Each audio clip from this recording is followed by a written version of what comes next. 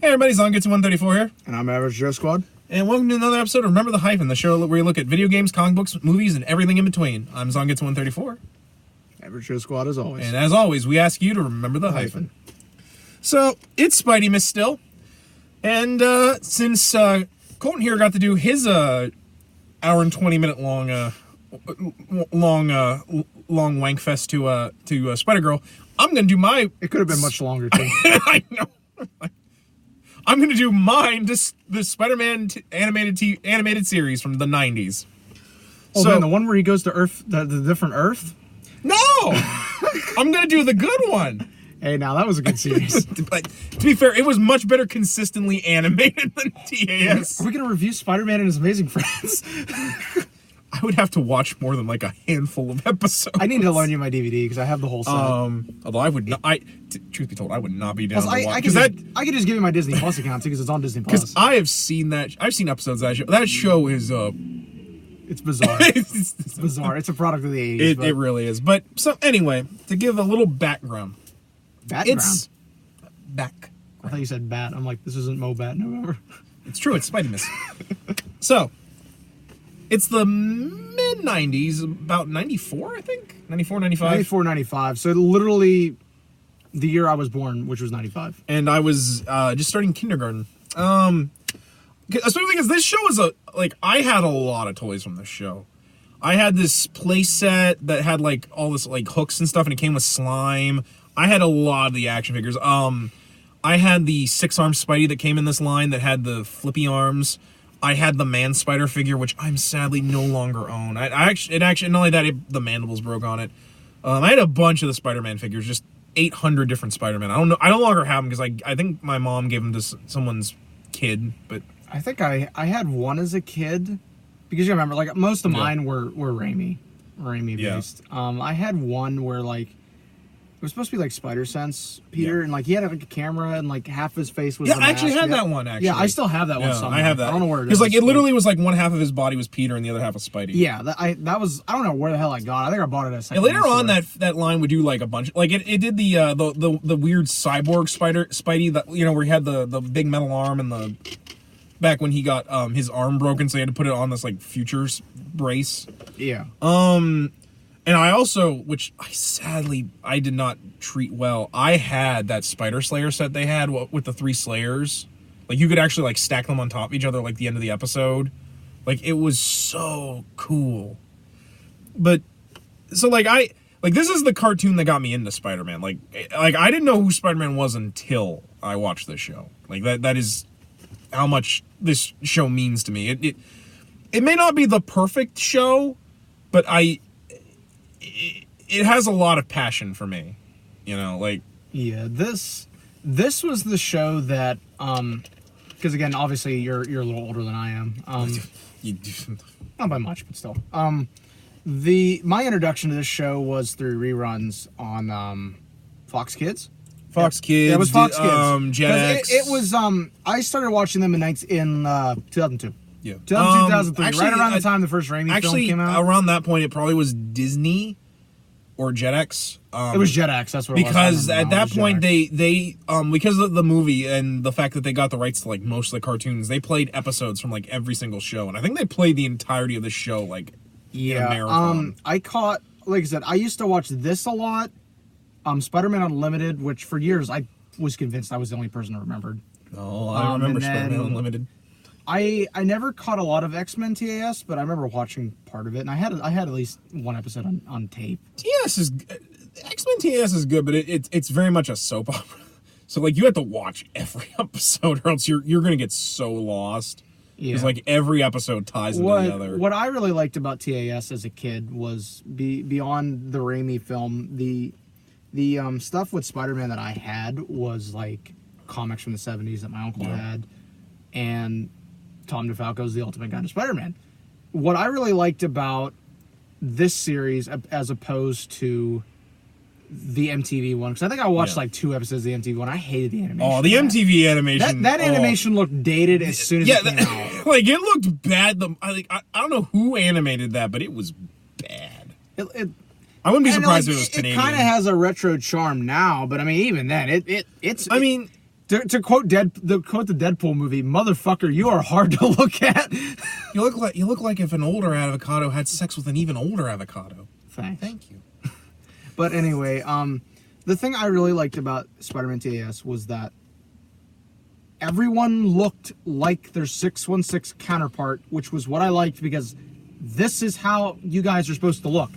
The only alternative to that I had was Raimi Green Goblin, which in some ways I actually liked Raimi Green Goblin better. And then I know I'm in a minority with that, but because like as someone who came to like the Spectacular cartoon, it has a very ultimate look to it, especially with Peter. But like, I mean, to be fair, what isn't ultimated looks really good in that show. But like, if I love the TAS show, the only complaint I would have with the designs is mainly the villains and the fact that a lot of their designs are based on like the then design for them.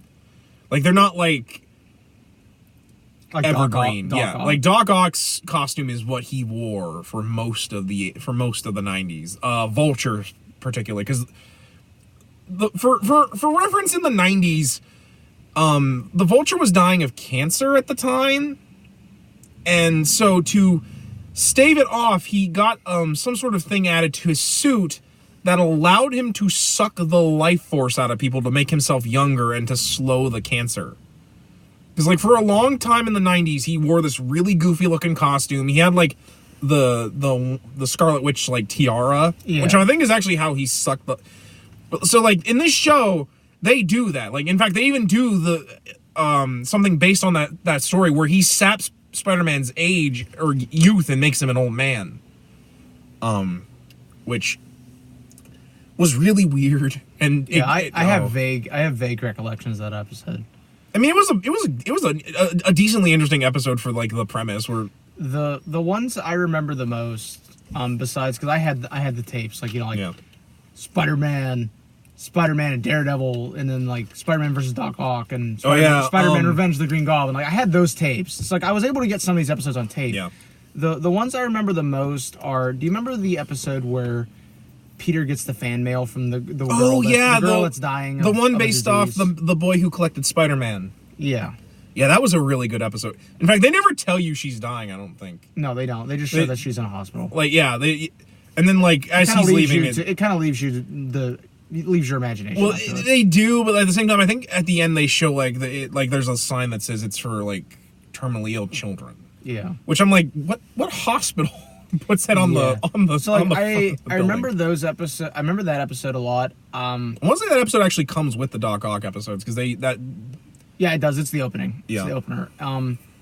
The Green Goblin ones I obviously remember because I loved those ones. Which is kind of weird because this show was kind of hilarious in the fact that they started with the Hobgoblin. Yeah, because they had the toy design already done. So basically they started with the Hobgoblin, and it's sadly not the good Hobgoblin. It's the Mackendale Hobgoblin. Say that 3 times fast. Who is brilliantly voiced by Mark Hamill. Like I think he was voicing this and the Joker at the same time, pretty much. Again, Mark, who's like one of the most lovable guys, one of the kindest people I've ever seen. I mean, the dude's literally Luke Skywalker. Yeah. And he does this shit, which is just amusing to me. Come on, now you're a scientist, and that always means you got a better version of the one you've already made. Because he had his regular Goblin Glider, which I actually like the design of the Goblin Glider in this. Granted, it's completely purple, but like I liked how it had like the curved wings to make it more like obvious you stand on it. But like later on, he gets this giant, stupid super glider that had like pumpkin missile. Oh yeah, one time when we went up to Action Toy Man, they actually had the toy in the box, and I remember I pointed that out to you. Yeah, because that was like one of the cream of the crop toys from that toy line. But like it was so cool. I'm like, why do you need that much glider? Yeah, honestly. But so anyway, let's before we get into the episodes, let's kind of talk about the cast. Although, to be honest, I kind of don't want to do episodes. I kind of want to talk about season to season. Yeah, we can. Well, most of the seasons have an overarching storyline. Like with the exception of like the first season, because the first season's basically there to just establish like all these new characters. Well, and they had a lot of the iconic moments. Yeah. So first off, we have Christopher Daniel Barnes as Peter. He's probably not known to most people. I know he was one of the kids in the Brady Bunch movie, the modern Brady Bunch movie. I've never seen it. It's not bad. It's just a. I'm not really a Brady Bunch guy. Well, you actually probably would like this movie because it's a parody of like the Brady Bunch. Oh, so it's like Starsky and Hutch. Yeah, which is actually kind of cool. They actually get the original Mrs. Brady as the grandma. Yeah, so it's exactly like Starsky and Hutch. Then. Yeah, it's a fun parody. So I have to admit, like, Christopher Daniel Barnes is actually probably still the Spider-Man I hear in my head for Peter. With exception to, like, if he's young, then I imagine Josh Keaton from Spectacular, just because Josh Keaton does a really good job as, like, a younger Peter. I always hear the guy from the PS1 games myself. I can't think of his name. But yeah, I know who you're talking about. The one who was also in Unlimited. Yeah. He's not bad. He doesn't do a bad job. But, like, for me, it's Christopher Daniel Barnes. Like, I was so excited when he shows up in Shattered Dimensions as Noir. Oh, he's so good as Noir. I loved him as Noir. The only person that beats him is the one. The only. Nicolas Cage. I was going to be Superman. I had this mullet, and I was going to fight a giant mechanical spider and polar bears. I was going to be really messed up. It's going to be so messed up. But yeah, no, I love his, because, like, he really gets the character. Because, like, he's both kind of similar to Kevin Conroy. Yeah, with Batman. Like, because he can both do, like, Peter's like general nice guyness, but he also has that like, it almost like dry, bitter humor to him. I don't have time for fan mail at a time like this. Yeah, no, because he's really good at getting the pathos and stuff with Peter. Like, you can really tell that, like, he's just a dude who's trying to do the right thing. Like, well, I bet the Avengers never go into sewers, or the Fantastic Four. Well, the Fantastic Four are never home. That's why. I bet. Well, maybe the Hulk would, but like, cause they also referenced the Tick in this show. Spider-Man, who are you expecting, the Tick? Because the Tick was actually like new at the time when it was coming out. But like he's both because like he can do both really well, and it. Because especially because, like, Peter will talk in his head a lot in the show. A lot. But, like, it really works. Because, like, he just works really well with the balance of, like, both Peter's pathos and his sense of humor. My favorite being that he'll talk to a gargoyle statue that he calls Bruce. And to, again, reference to a show that was also on at the same time. The only thing he had trouble with was anger. Mainly because I don't think it was his fault. I'm pretty sure the director was like, just go for it. Like, it was Shia LaBeouf, like, do it! Just do it! Shocker! You can't escape me! I'll chase you to the ends of the earth! The other one that's good. Mary Jane! Where he shatters the mic. No! I'm convinced that recording studio, he shattered whatever the hell was in front of him. But with to be that. fair, It's so the funny. version you showed me on YouTube, that because the Minecraft one? Yeah, like he doesn't. His scream is not nearly that bad. It's no. He also, Madam Web. I'm sorry, that Shocker one is an inside No, joke. the Shocker. Howling back. No, it's like, so funny. I think I brought it up to you because I don't think you remembered it. No, I didn't. I had no recollection. I remember those like, episodes. Yeah. I remember him almost killing Shark. I had no recollection of him fucking screaming his ass off. No, because he's like, I am invincible. To be fair, though, he was possessed by the symbiote at the time, which this show actually does a lot for the symbiote and for the movie, which we'll get to. We will get to, but man, his screams are just. He was reaching for the hilltops at that point, and it was intense. What are your thoughts on Christopher Daniel Barnes as Peter? I really liked him. He's not my favorite, being like who I imagine as a Spider-Man is obviously it's Tobey. Well, yeah. That's who I think of, but that's just what I grew up on. But given that I also grew up on this series, I think of him as Spidey a lot. Yeah. The three that I do are obviously Tobey, this guy, and the guy from the PS1 game. Because those are what I had as a kid. Those are what I grew up on. That's what I imagined. And to be fair, he's gotten a lot better because, like, again, he's a lot better in Noir, where his anger is a lot more restrained. But then again, that's because it's Noir Spidey, because Noir is... Oh, and I think he knows how much of a meme it is now. Shocker! Literally, one of our favorite things to do with that is there's 2 YouTube videos of that scene. Oh, you look at them up. We love looking up the comments on them and doing like newest comments first, because they are so fucking funny. We're gonna put one of those in the comments of this video. Yeah, I'll leave both links. You gotta watch the comments of this video. Like, oh, they are so funny. It's just a C-list villain. It's just a Shocker. Peter out here acting like Shocker's the guy that killed Uncle Ben. Yeah. So he's really good. What about my uncle?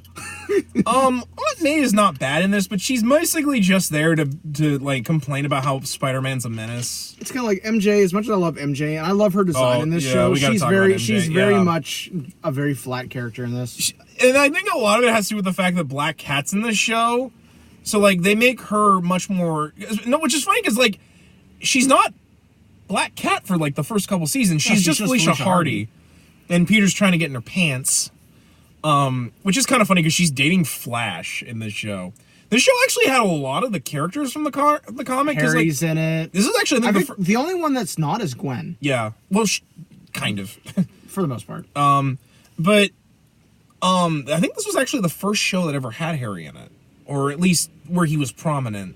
I want to say he might have showed up in Spider-Man 5000, the 80s one-season show before. I don't know if he did. I know he never showed up in Amazing Friends, and I also know he was never in 67. Yeah, that was because he didn't exist at that time. You actually didn't know either that MJ was in that. I honestly didn't know MJ was in that show. I thought that show was so... For like a very fleeting moment, like blink and you'll miss it, MJ's in there. Well, like, because like, the thing with me is that, like, that show came out at the time where, like, Peter was still dating Betty at the time. Yeah. Like, the show, the comic only had, like, a couple years under its belt. So, like, I didn't think that they got into the point where MJ was introduced. Yeah, because I think MJ was introduced in 65. So and to be fair, she would have been 2 years old at that point, comic-wise, as a character. And to be fair, like, pretty much almost any show after never used her. The closest we got was Firestar. Because I think at one point they almost made Firestar MJ. Really weird, given that by the point of 5000 and Amazing Friends, they were like they were married. They were married. I think a lot of it had to do with the fact that, like, they kind of wanted to evoke a simpler time with Peter in those. Yeah. Like the 95 show, I think, was at that sweet spot where cartoons were like, hey, let's actually give people what they want from the comic book. Because, to be honest, Batman the Animated Series is what kind of made X-Men and Spider-Man TAS possible. Yeah. Because at the time, like, you plus the FF show from 94? Debatable. That show is not aged well. I mean, to be fair, most FF stuff, sadly, hasn't aged well at all. Hey, you know what would be great? Is if all the heroes that are on that show get just beat by Galactus, and then Ghost Rider defeats him and rides off, and that's the only time we see Ghost Rider. Not kidding. That's an actual thing that happened in that cartoon. I need to sit down and rewatch that because it's on Disney Plus. It's not bad, but, like, it does stuff like that, and I'm like, oh wow, I'd forgotten that this show was kind of garbage. To be fair though, it's still better than the Iron Man cartoon, or I'm sorry, the first season Forceworks show. Do you remember Forceworks? No, I don't. Exactly. There's probably a good reason. But yeah, Felicia's really weird in this show just because, like, well, to be fair, this is probably my favorite iteration of Felicia because, like... This and the PS4 game. Well, yeah. Just because, like, she's not crazy obsessed with Spider-Man. Like, she's definitely attracted to him, but it's not like, no, keep your mask on. I don't want to bang you unless you have your mask on. And she's not, like, going after MJ. Like, yeah, she's not spiteful, like modern or like Felicia sometimes is written. I do not like that when they write her like that. No, I don't either. Those because I liked during the Clone Saga where her and MJ kind of not really became friends, but they at least buried the hatchet. Yeah. But like, I think there was a point too in Clone Saga where Felicia like protected MJ. Yeah, because she was like, I don't like. Prison. Yeah, because she's like, Peter, you're having Peter's baby. I'm not gonna let something happen to you or the baby. Like, I'm not. I may be. You and I may have like this animosity between us, but I'm not gonna let you die. Yeah. You know, kind of showing that yes, Felicia kind of blue balls Peter a lot, but like she's still. But getting back to the animated show.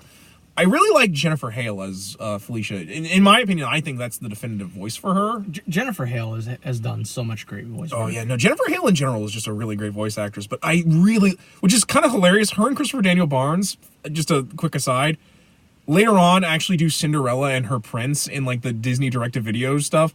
So it's hilarious, because like I've seen clips of that from like reviews and stuff, and I'm like, so Peter and Felicia got trapped in an alternate dimension and had to become Cinderella and the Prince Charming. I can buy that. Yeah. Just Peter being like, we should really get home. But don't you want to put the glass slippers on my feet? Well, that is tempting. But yeah, I really love her. Especially because like she has this thing where like when she's regular Felicia, she's a bit mousy, but when she's Black Cat, she like puts on this voice. It's really good. Yeah, but yeah, she's really good. Which is kind of why I like her and him in this show better than her and Mary Jane. Well, and to be fair, spoiler for a show that's been out since '95. Yeah. MJ isn't MJ for half of the show because Yeah. it's actually a water clone by Hydro Man, which Well, is not actually fucking weird. Cloned by Miles Warren. Which is just Which weird. I'm like, Very weird. But to be fair, this show gets really weird towards the end, like to the point where I have a lot of issues with, but we'll get there. Some other notable voice actors. Roscoe Brown as the Kingpin. Holy crap. Definitive.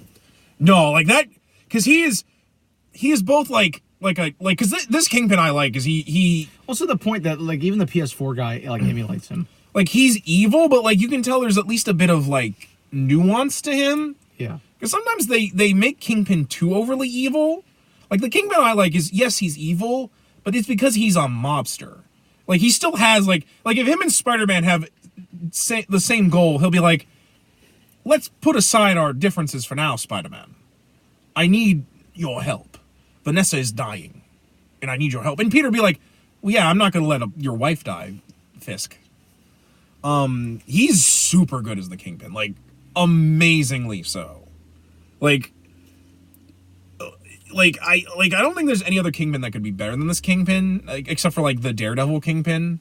Yeah. When I was a boy. No, that can't. Or Michael Clark Duncan as Kingpin in Daredevil. Like I said, the PS4 guy's really good too. Yeah. Oh yeah. Sorry. Cowardly. Says the guy who's deleting his search profile history.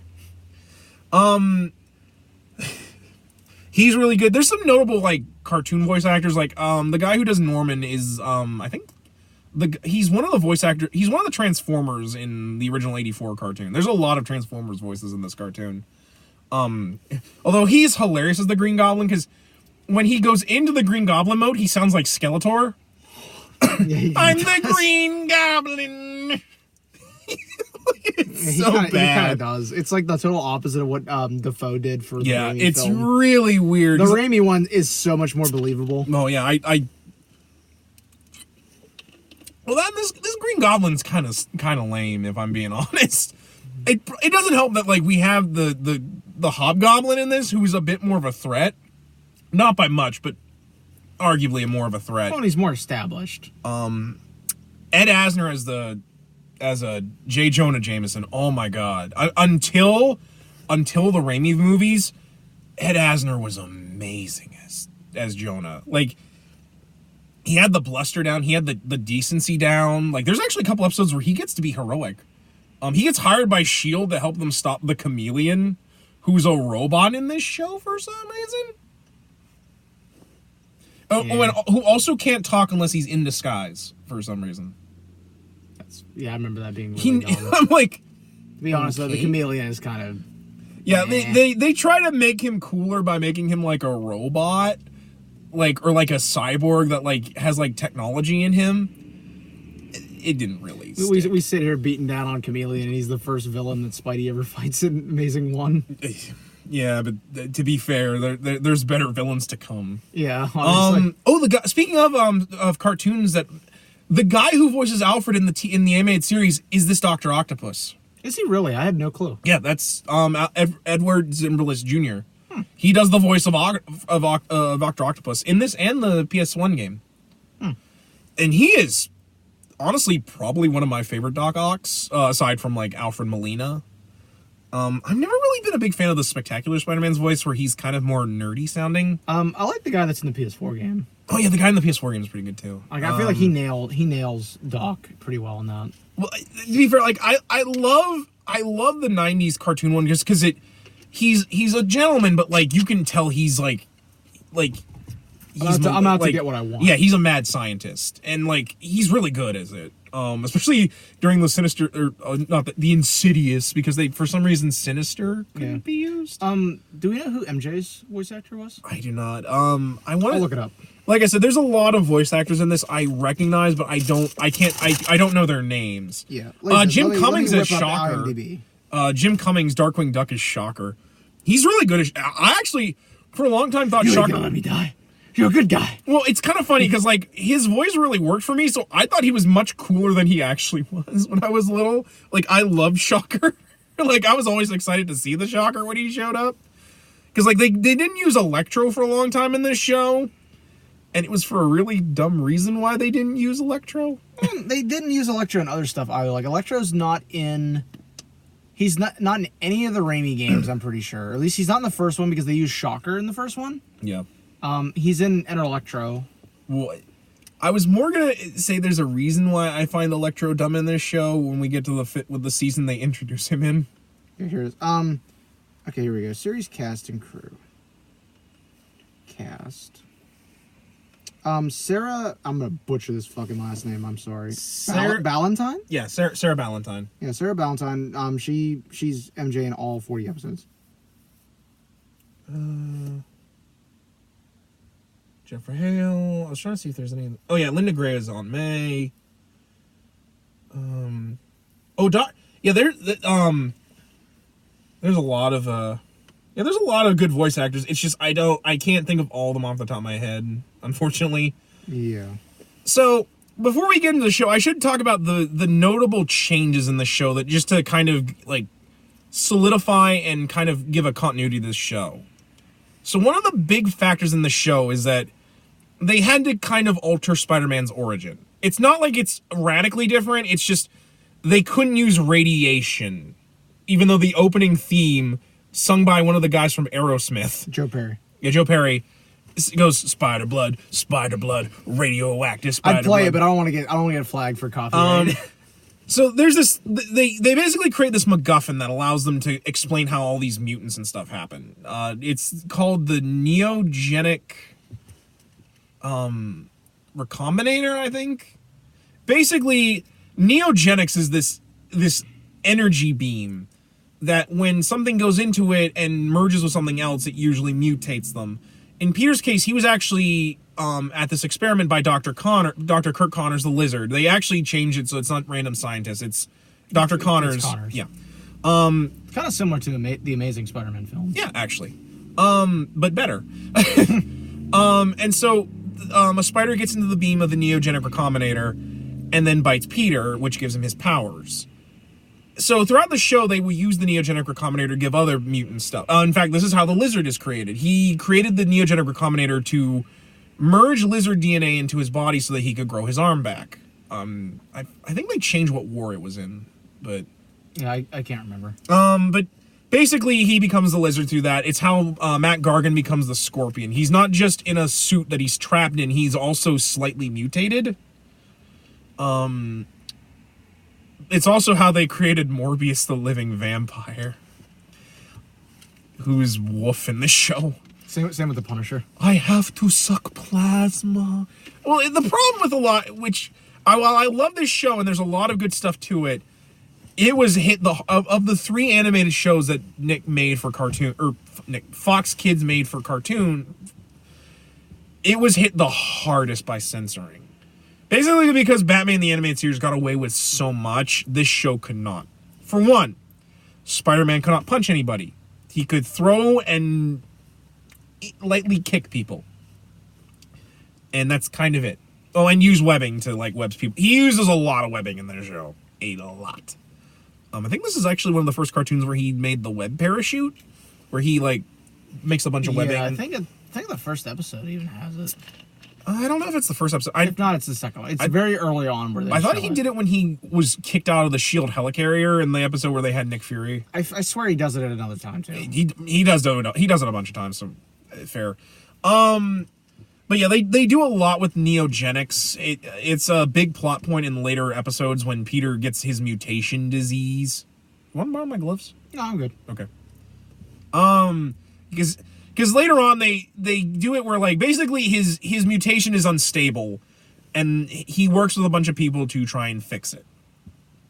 But then later he gets fed up with it, and like the classic comic, creates a formula that he thinks will stabilize him, and instead gives him 6 arms.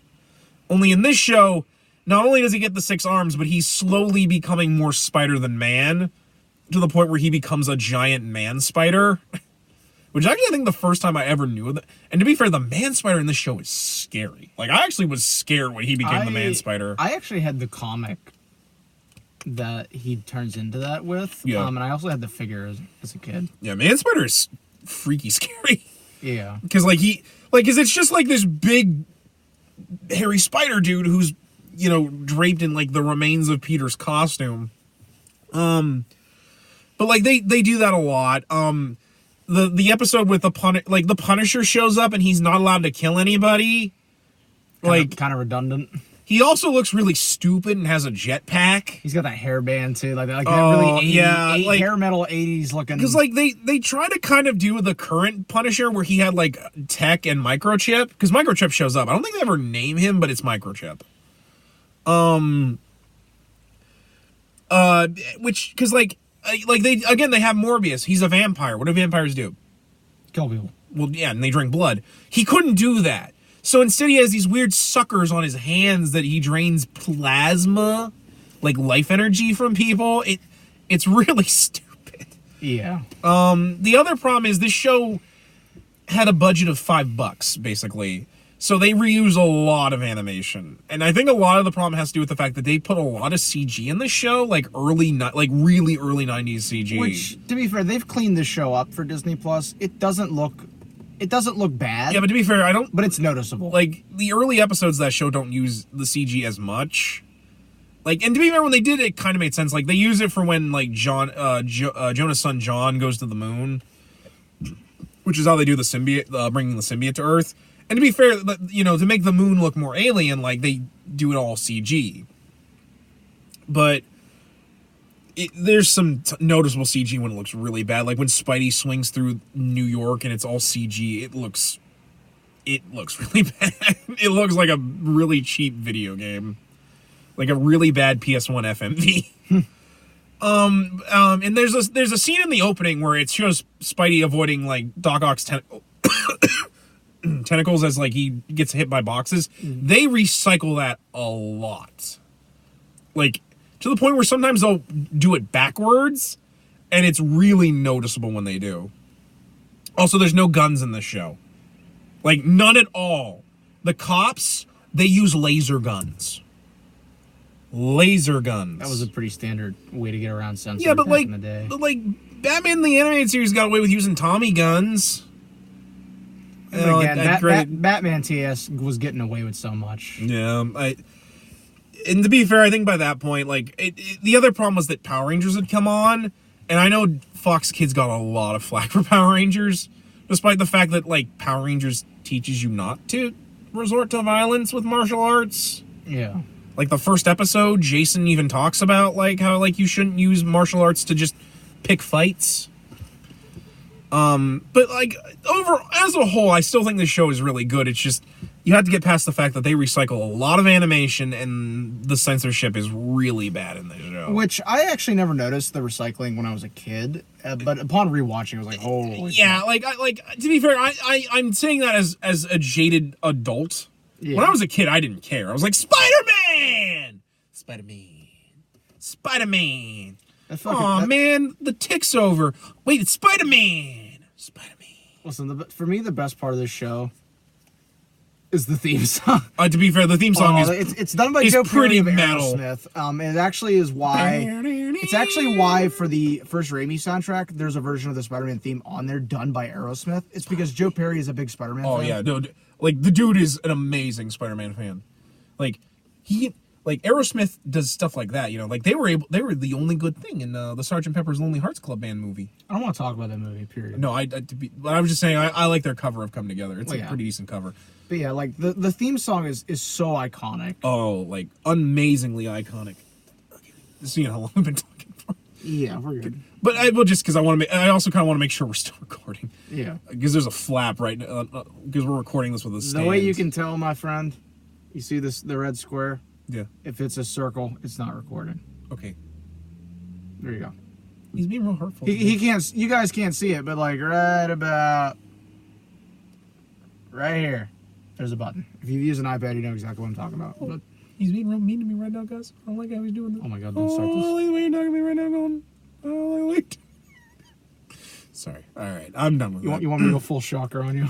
But speaking of like weird, like the show is so censored. They had Carnage show up, and he Which I'm like, can I have a show where Carnage? It's kind of why I'm almost glad he's going to be in Venom 2. I'm like, yeah. Can I get a fucking movie or a show where Carnage actually can do some damage? Yeah, because like he also can't like kill people. He's creepy in this show too. Like, he is, but like he uses the symbiote to drain people of plasma. Though to be fair, the episodes of Carnage aren't bad, but it's one of it's one of the many Marvel cameos this show does, because like not only do we get to see him and Venom, you know, Spidey and Venom team up against Carnage, we also have to have Iron Man and War Machine show up because they had just gotten a cartoon. Well, that was a thing as well. There were crossovers. Like there was the crossover with X-Men TAS. To be fair, the crossover with X-Men is really good, but like the later crossovers are kind of hit or miss. Like like when he's hunting Morbius and he teams up with Blade. Which I'm still like, goddamn, there was a point where Blade was in everything. I will hunt down with my lightsaber that I have in this show.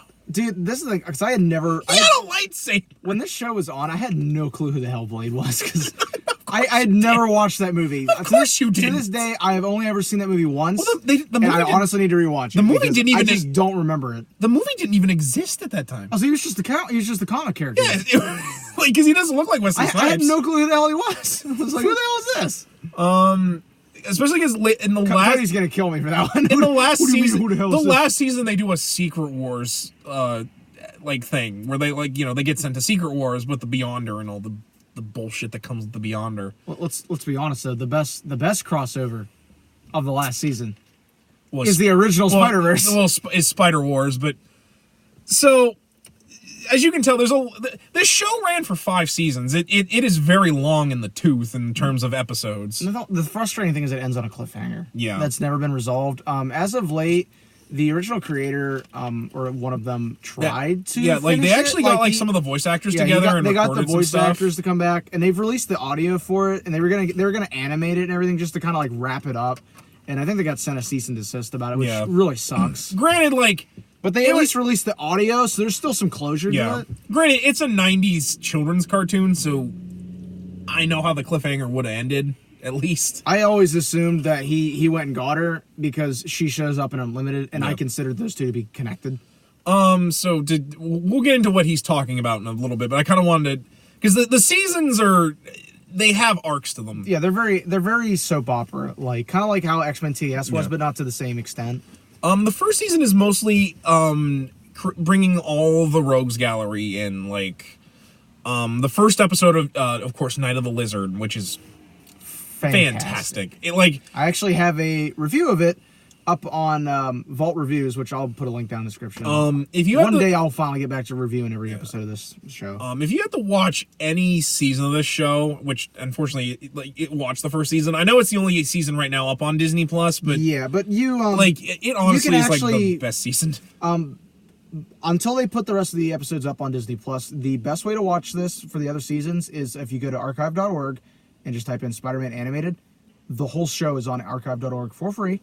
Spider-Man Unlimited is also on there for free. 67's on there for free. Japanese Spider-Man's on there for free. Which is probably if you've never watched that, go grab that. Oh yeah, no, it's. I have all that crap downloaded unsaved on my computer for good reason. I know what you're thinking, but Zangetsu and Average Joe, you sexy hunks of men. Why would you tell us to pirate something when you can... Come on, you're a fucking Kamen Rider fan. I know damn well you're the secret ingredient is crime. Well, I agree with Spider-Man, but like I was just saying, because I was gonna bring up. Here's the thing about this show. It's never gotten a good DVD release. It got released once in Europe, and I think it was Britain specifically. Yeah. And as a result, they fetch very, very high prices on Amazon. The best way to get them is through eBay. You can get bootleg copies. They usually run around $50. You can actually ask him, because you remember when I actually bought my copy of Amazing Friends. Yeah. I paid $40 for that. Yeah. Because that was the only way you could get it. You have to pay out the nose if you want to get this show on DVD. Which makes me happy they've put these on Disney+. No, I'm honestly because really... they're at least accessible now. I'm still one of those guys that likes to have a physical copy. Yeah. What was the other show I bought? The show actually did used to be on Netflix for a time. Yeah. But it was not like HD'd up. It was very much just the standard definition with it. The other show I remember now that I paid an obnoxious amount of money for, that you actually got mad at me for spending as much as I did, was the Nicholas Hammond show. Because how much did I pay for that? I paid $60. I think it was. I paid $60 for that. But you couldn't find it anywhere, and I was like, "Yeah, I know. I'll buy it. It's $60. I need it." I think that's mostly because it was a personal shame of Stan Lee's. Because Stan Lee will defend almost anything that got made for Marvel, except that show. Which I've watched it. It's not bad. And to be fair, it's not the best, but it's not bad. I think a lot of that had to do with the fact that because he was trying to work out a deal with Toei so that he could bring Super Sentai and Kamen Rider over here, which unfortunately didn't work out. And then we got Saban, who is holding Kamen Rider by the balls. I'll have to tell you about that sometime. But basically, the reason why we only see Power Rangers over here is because Saban owns the right to both Sentai and Kamen Rider, and will not let them go because they don't want anyone else to make anything else with it, because they do not want the competition. So it's kind of like how Disney wouldn't really do merch for FF when the 2015 movie came out because they didn't want 20th getting any money. Yeah, I'd also argue it's why Japanese live action stuff doesn't flourish over here, is because of the fact that it's so hard to get into it, because Saban is so frustrating with it. Yeah. I'm hoping when eventually Saban gets completely erased by Hasbro would like to maybe see if they can get some other stuff from that market over here. At the very least, get a dub. Especially because Marvel was actually one of the reasons why we got Transformers over here. Sunbow Productions, their production company, was how Transformers became a thing. But anyway, so what I was going to say was, for a long time, you could only get a handful of the show's episodes on DVD. Or tape, how I got them. And they re-released a handful of those for the Raimi film for promotion, but they didn't release everything. Yeah, and it was mostly a few episodes of the later seasons and mostly season 1 stuff. The Green Goblin episodes from season 2, most of the Dr. Octopus episodes that the show did, and the Venom stuff. And mostly the 3-part introductory episode. I actually remember freaking out because when I was watching the reruns, because I had the tapes and I watched the tapes religiously. Yeah. And then I saw Spider Wars. Yeah. And there were 2 things that got me. I was like, holy shit, it's Ben Reilly. And holy shit, it's the Spider Armor. Yeah, no. from the PC game. Oh, to be fair, that made me flip out. As much as I kind of rag on the later, season 5 for the stupidly long Secret Wars stuff, that Spider Wars stuff is really good. Yeah, that lays the groundwork for Spider-Verse later absolutely. On. I argue it's why Dan Slott did it, because he must have watched this cartoon and was like, I can do better. Spoiler alert, he didn't. So the first coming soon, Dan Slott hate video. Yeah. So the first season establishes a lot of the characters. It introduces the Kingpin up front. It introduces pretty much all of the classic Spidey villains, like Shocker or Elektra or Shocker, Scorpion. The Scorpion, the Rhino, Mysterio, Dr. Octopus, which I love that first episode where they introduced Spider Slayers. Oh, yeah, they did the Spider Slayers really early on. No show's done since, I believe. No, no show has ever used the Spider. Because most people don't even know what the hell the Spider Slayers are. Okay, that's become deep lore almost. Yeah. Because Alistair, they play Alistair Smythe a lot up in this show, to the point where he gets a stupid cyborg body. Oh my god, I remember that. It was straight out of straight out of Superman 3, wasn't it? It was some shit straight out of Superman 3. Oh, it looks so bad. But basically, Spencer Smythe is introduced, working for Oscorp, who itself is working for the Kingpin, what? Norman Osborn working with criminals? That's unheard of. But and so basically they create a Spider Slayer, which is called the Black Widow. Hint, hint. Marvel reference. In fact, all three of the Slayers he makes are references. There's that, the Tarantula, and the Scorpion Spider Slayers. Which again, Tarantula being a villain introduced first, I believe, in Peter Parker's Spectacular Spider-Man. You're gonna know the issue numbers better than I do. Yeah, So I believe it's the first issue. I believe it's the first issue of Peter Parker's Spectacular Spider-Man because it's on the cover of the Essential Trade. man, I used to be the guy that people came to knowing about Spider-Man stuff, and then this dude over here. I'm like a sponge. You really are, but I appreciate you because I don't know. I'm just like, that's why I appreciate you. I'm like, goddamn, I have somebody to talk to about this. It's true. My family, they don't understand. But yeah, so basically Spencer eventually ends up dying because later on it turns out the Kingpin kept him in suspended animation. No body, no death. You all know the rules of TV. But basically he dies and Alistair wants to plot revenge against all the people that wronged him, mostly Spider-Man, because for some reason he blames Spider-Man the most, even though it was like pretty much everyone else's fault. Yeah, why not? Easy target. Yeah, well, that and Alistair's kind of unhinged. And so basically him and the Kingpin spend most of the series committing all sorts of crimes. Later on, Alistair would make this stupid looking Spider Slayer that's this big hulking like robot with his face on it during the Stone Tablet saga. Which again, they latch. Most people don't know what the hell we mean. I know. We need to do a video at some point about Stone Tablet Saga. How just stupid it is. Yeah, but so basically, like they top 5 dumbest ASM storylines. I also love the Kingpin in this show because like he has like this nefarious secret lair that's just in a building. Like the building has can open one wall for like a jet thing. Like, how the hell do you hide? What contract did you get to build this shit? Yes, I like one of the walls. It's like building a bat cave. It's like, dude, who the fuck did you Especially hire? because this thing looks like the Empire State Building. Yeah, it's like in the middle of the city. Like, how the hell are you hiding this? You know, it makes no sense. But yeah, TV shows. Yeah, Norman works for the Kingpin for a long time in the show until eventually he gets unhinged when he tries to make a formula to try and give himself superpowers, as you do. But for the most part, the first season is basically back to formula is introducing like the major players and characters, as well as introducing a bunch of Spidey's rogues gallery. And the rogue gallery introductions are really well done. I actually really love the Mysterio episode. It's one of the reasons why I like the Mysterio character a lot. Is just it really made him cool. But the episodes that this show is this season is most well known for is of course the introduction of Venom, the 3-part Black Suit saga, which is honestly one of my favorites. That's definitely a highlight of the show. It's actually I actually say that because this show, this story arc is what they use in the Raimi films. It comes from like a meteor or like they go to the moon.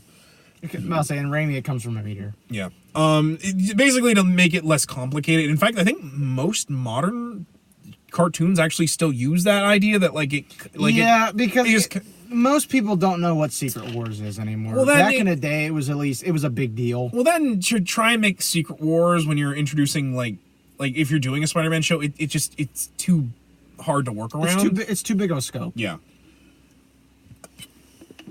So, that was a bit of a rough swallow there. I almost thought I went down the wrong pipe. And so, basically, John Jonah Jameson finds this rock on the moon, the Prometheum X, which does nothing because apparently it has a life expectant or a half-life of hours.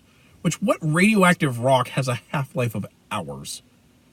Yeah, that's radiation does not work that way, but fine. It's a cartoon. They don't give a shit if the science is correct. Whenever as they're drilling it up, this goop gets on John Jameson, and as they're coming back to Earth, the goop comes alive and almost causes them to wreck the ship in the Hudson River. I think it's the Hudson. Yeah, it crash lands on the bridge. That's the scene. That's the scene that you see in the intro. And that's an intense scene.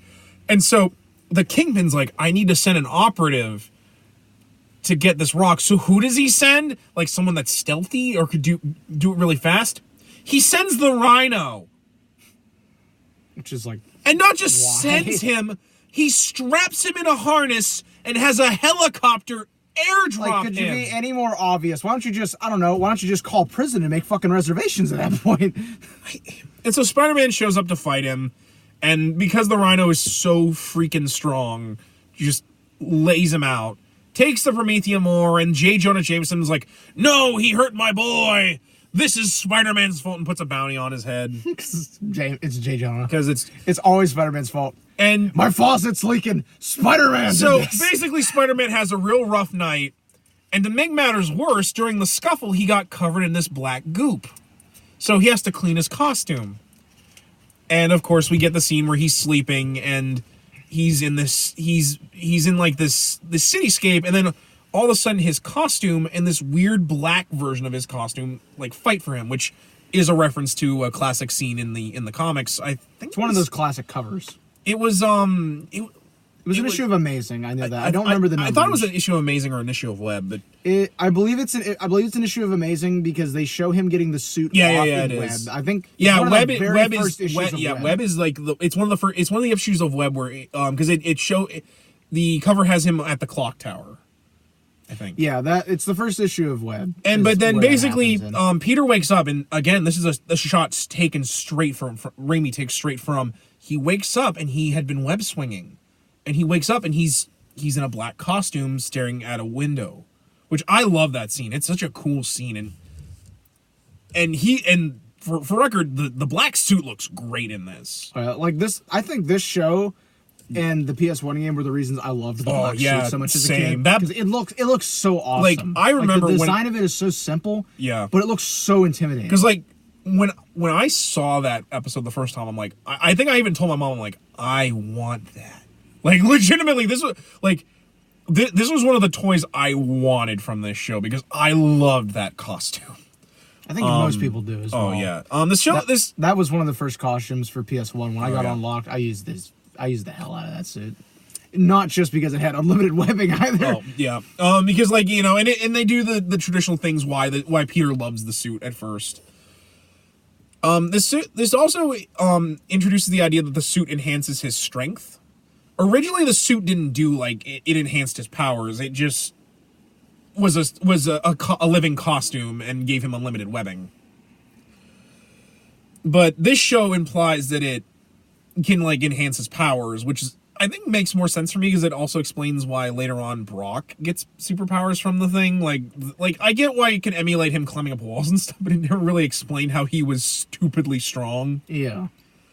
So, but it also has this thing where it makes him. A lot of people like to say it makes him evil. I just think it pokes at his aggression. And fun fact, this was actually the start of the symbiote doing this to him. Yeah. Because it never happens in the comics. Yeah, in the comics, the only thing that he notices wrong is that the suit will go on to Peter when he's sleeping and take his body web swinging. This is, of course, referencing to the fact that the symbiotes feed on adrenaline. So, like, he makes his body work while he's sleeping so that it works up adrenaline so it can feed. Spider-Man only surviving this because of the fact that his body is already inherently superior. And he doesn't think much of it until he takes it to Reed, and Reed looks at it. Well, then, like, Reed being obviously from Fantastic Four. Although to be fair, I argue this like because Peter is like, well, I am a superhero that burns the candle at both ends. I try to live a normal life, and I'm also like out fighting crime. So he just chalks it up to being like tired from constantly. Yeah. I can't remember exactly what it is that makes him go to Reed. I think it basically I think the suit makes him go a different direction or something. He tries to go one way and the suit like pulls him another. He's like, there's something weird, or it's something like that. Like he's like, there's something wrong with me. So he goes to Reed and he's like, I think like I'm sick or something, but I don't feel bad, I just feel weird. Yeah, and they actually, they get it off of him, and Reed is basically just like if I didn't get it off you, it was gonna kill you eventually. Wait, they like hold it, and it somehow breaks out and goes back to him. I think what happens is, because that's the first issue. Oh, I know what happens. That's the first issue of Web where that happens. A thief breaks into the Baxter building, which how does someone break into the Baxter First off, building? why would you want to break into the Baxter Well, I building? mean, I know why. Would you 'cause, want to break into the place where the Thing lives? Well, I mean, yeah, but like I get why, because like Reed's got all this tech shit you could steal and pawn. True, but it's kind of stupid. I'm not saying it's a good idea. I'm just saying I get why someone would. Yeah, But there's of someone course, who knows it's a dumb Yeah. it's a dumb idea. And then in this version, of course, there is no Reed, so he goes to Kurt Connors, who tells him like, "You got to take it off." And Peter's like, "I need it," because the symbiote is telling him he needs it. Yeah, and even Kurt's like, if you don't take it off, you're gonna die. But basically, like through a bunch of like stuff, like Peter eventually realizes it's making him a monster. Because he almost kills Shocker. Well, he almost kills the Rhino too. Like he beats the crap out of Rhino. He beats Rhino within an inch of his life. And then he was gonna pick up a steel door that he knocked Rhino through, and was gonna just stomp it down on his head. Like they imply it too, because like Peter, like, and of course we get our first shot of Venom in this, because like Peter's like, "What's happening to me?" And then a lightning bolt strikes against his image, and then you see Venom for a brief second.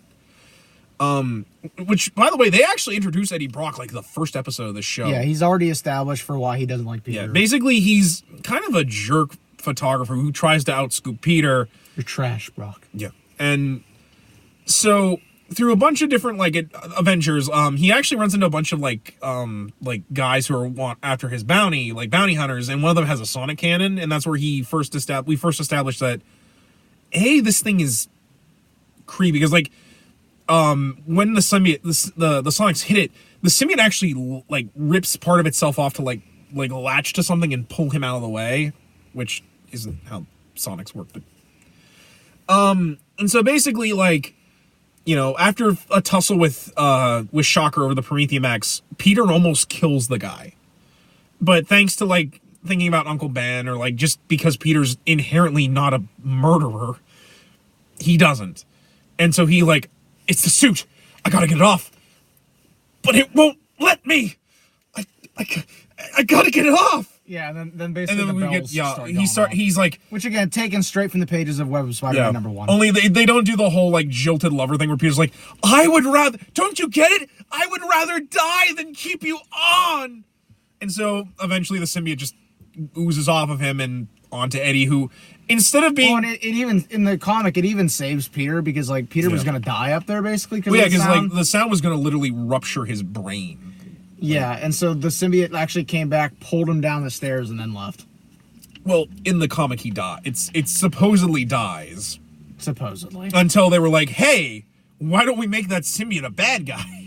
Yeah, which some people like to tell you the alien symbiote costume thing was planned out. There was no fucking way it was planned out. No, I know it wasn't, because it was a fanfic idea that someone sent in. Well, actually, because I read an article, because in a recent I can't remember the issue of it, but they actually brought that idea back. They actually did a comic about it. It's that one I bought that one day. Yeah, the which I actually noticed, because it was the black suit, but it had red. Yeah. It had red where the white was. And basically, the story behind that is, it was a fan designed thing. I can't remember if Marvel did a contest or something. No, it wasn't a contest or anything. He just sent it in because he really liked it.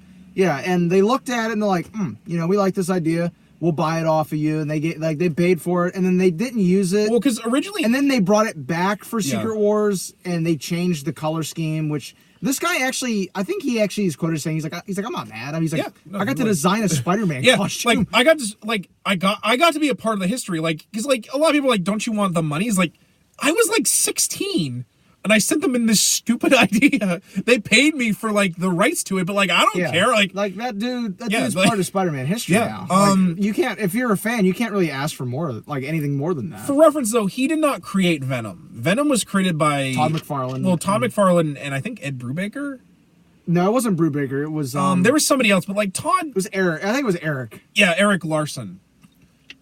He did not. And Eric doesn't like Venom at all. Well, to be fair, the version Eric created is pretty much just a really bulky Spider-Man with occasionally teeth. Later on, Todd McFarlane stretched the jaw out and added the stupid tongue and slime shit to it. I actually kind of like Venom without the stupid long jaw. Too.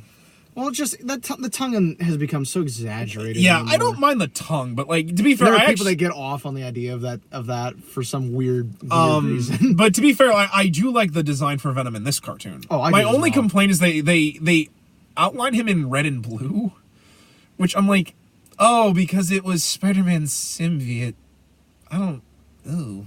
Like, I like that. it's mainly the red I don't like in it. I like I don't that mind part the, of that. the outlining with blue. I think it's the first episode where he comes back. Oh, and Do you remember the thing where he's in the truck? Oh, well, slamming no, that, to on be the fair, horn? that's not actually Eddie. That's just Peter having a hallucination. Because I know, but that scene to me is the funniest. yeah, which to be fair, that episode is the episode where they introduce Venom is great. I love like because I actually had the comic adaptation of this episode when I was really little. I no longer have it, unfortunately. Which they've actually reissued these all in Spider-Man Adventures. Yeah. You can get them on Amazon. They're actually on sale now for about 10. They're about $10.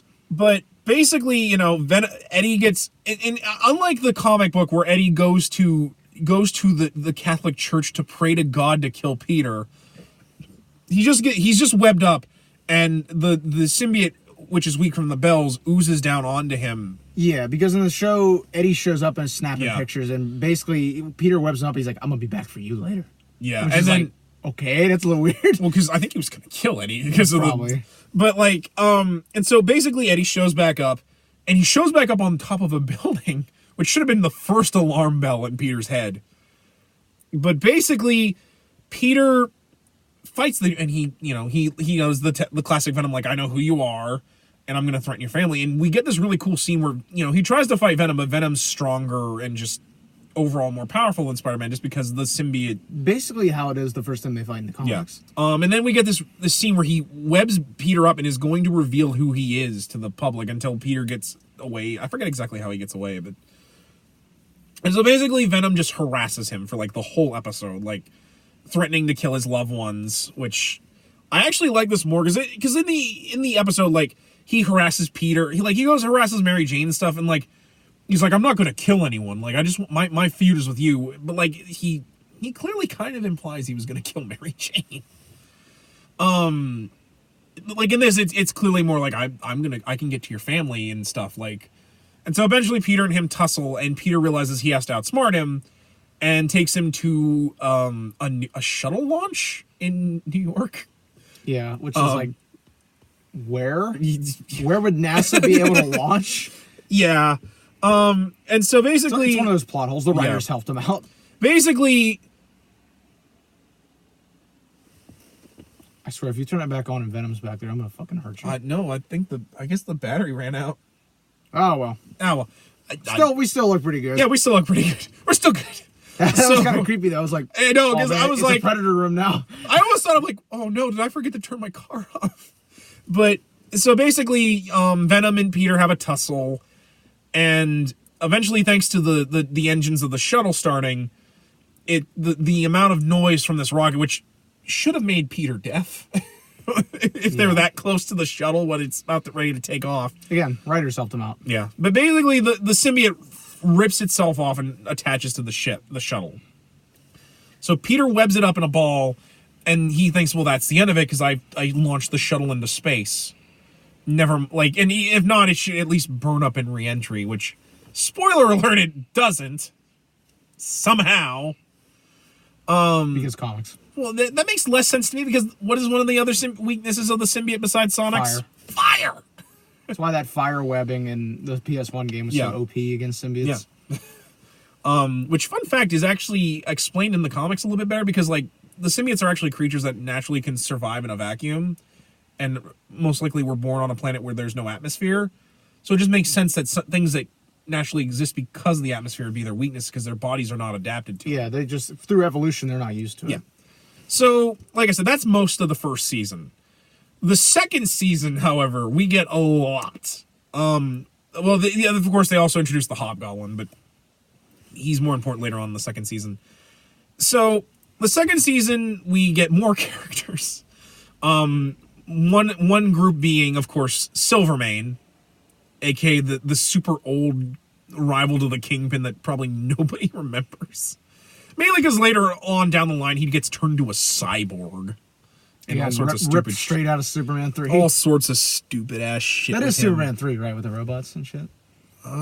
Yeah, there's robots in Superman 3. Which basically so that we can have an excuse for Tombstone to show up. Who's not bad in this, although they play him as like almost nigh invincible. Which I'm like, he's not, though. The problem I have with Spider-Man and Mafia guys is they always have to make the Mafia guys seem like ludicrously strong.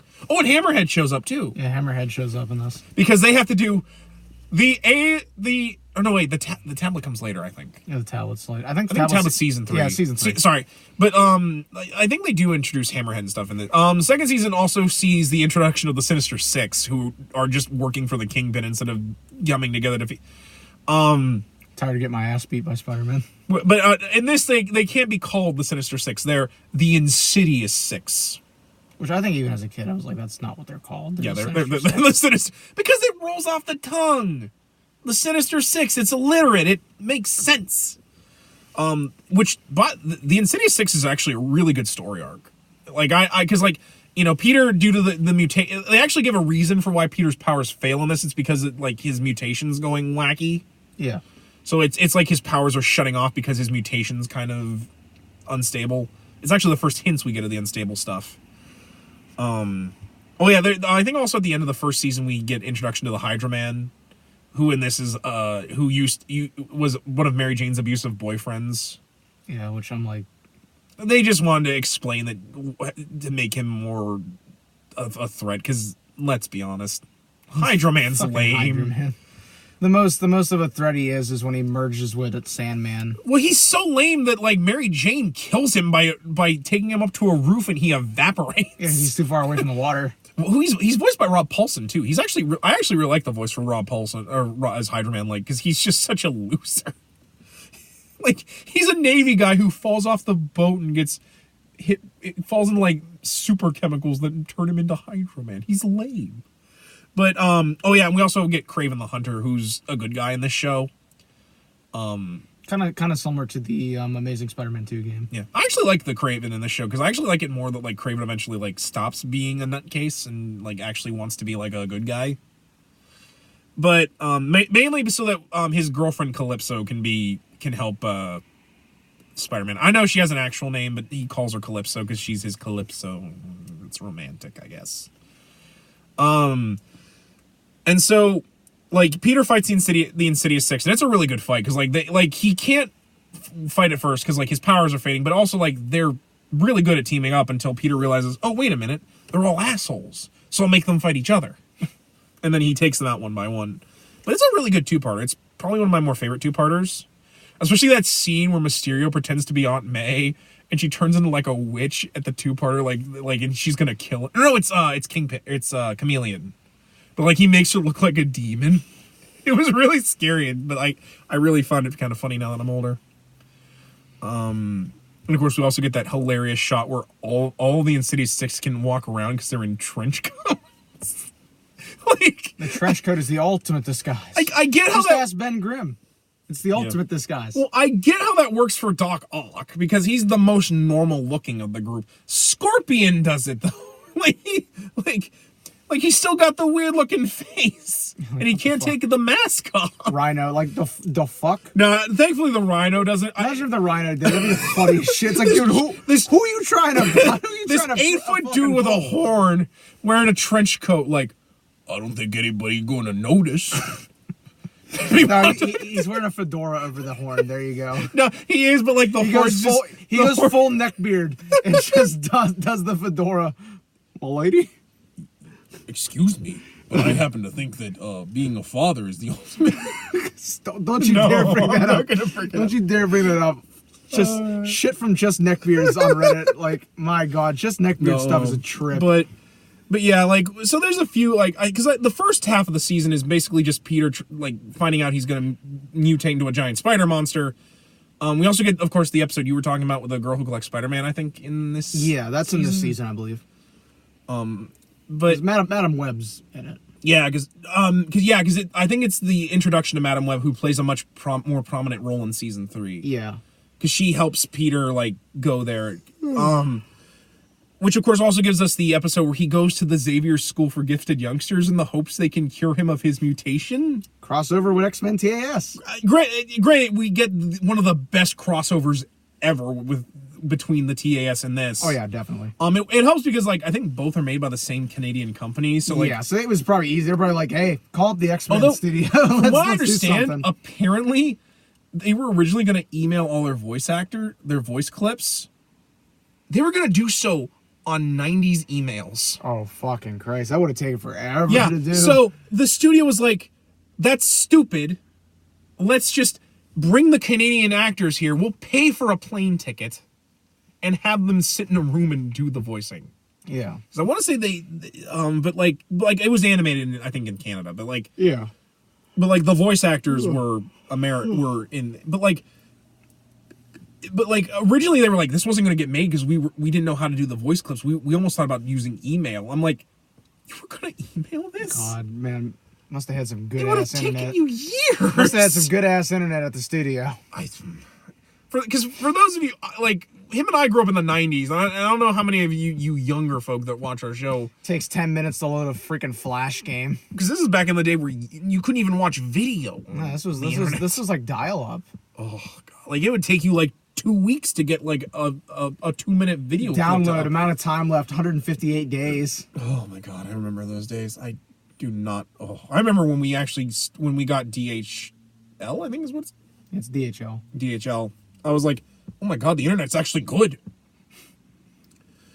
But so like we get this really awesome crossover using one of the most obscure X-Men villains ever with the Brand Corporation. Which is just like, do you guys remember the Brand does anybody Corporation? remember the Brand Corporation? Which they might be bringing back with WandaVision because there's been leaks about it. With Abigail Brand. I'm like, as in the guy, like the Brand Corporation guy. And he actually, I think, comes back in a later episode. But basically, Peter breaks into the X Mansion instead of just like going to the door like a normal person. He goes full on FF like in the first Amazing issue. And then he ends up, just stumbling into the danger room, as you do, because apparently the X-Men don't believe in locking the door when they're in there. I mean, you saw how it was in X-Men Evolution. Well, yeah, like Jubilee just punches a couple of buttons with her fists and it opens the door. Yeah. Although that scene where like they had the God, so much Jesus. Well, we had a long day, my dude. But basically, they fend off the symbiotes, or they're in the danger room and they're fighting against Sentinels, and so like they go into a big battle with Sentinels, which we get one of my favorite lines where because Storm's like, "Power of lightning, heed my call," and so Spider-Man's like, "Power of web fluid, get really sticky." Like, because Peter does not take any of these guys seriously. Like, the only one he kind of takes seriously is a bunch of assholes. Pretty much. But, like, the only one he takes any kind of seriously is Wolverine, and that's just because Wolverine, threatens to kill him. You need to be taking him seriously. I got invitations for everybody. Although there is a really nice scene where, because basically Peter goes to Professor Xavier, like, can you, like, cure me? Like, because I'm, like, because Peter even, like, is like, my mutation was not natural. I wasn't born with this. Because he's technically, because he's a mutate. Yeah, he's a mutate. Yeah. And of course, Professor X is like, I can't, because like that's not what we're trying to do here. We're trying to promote the fact that mutants are going to be a thing, and we kind of have to accept that. And of course, Peter, who's terrified he's gonna die, kind of gets mad at them and just storms off, as Peter is wont to do. And I like, because there's a scene where Beast basically goes after him. He's like, I actually think I could help you. Because he's been talking to this woman, i.e. he's trying to get into her pants because the Beast can't help himself. He's like, the Brand Corporation is looking into curing mutants whose mutations may be too dangerous. Which I'm like, and that doesn't throw you any alarm bells, Beast? Yeah, like, honestly. And of course we find out that the Brand guy is evil. And of course wants to actually, I think, he wants to kill mutants because like he creates like this like tank, like this orange soda that like apparently can erase mutations but also kill them.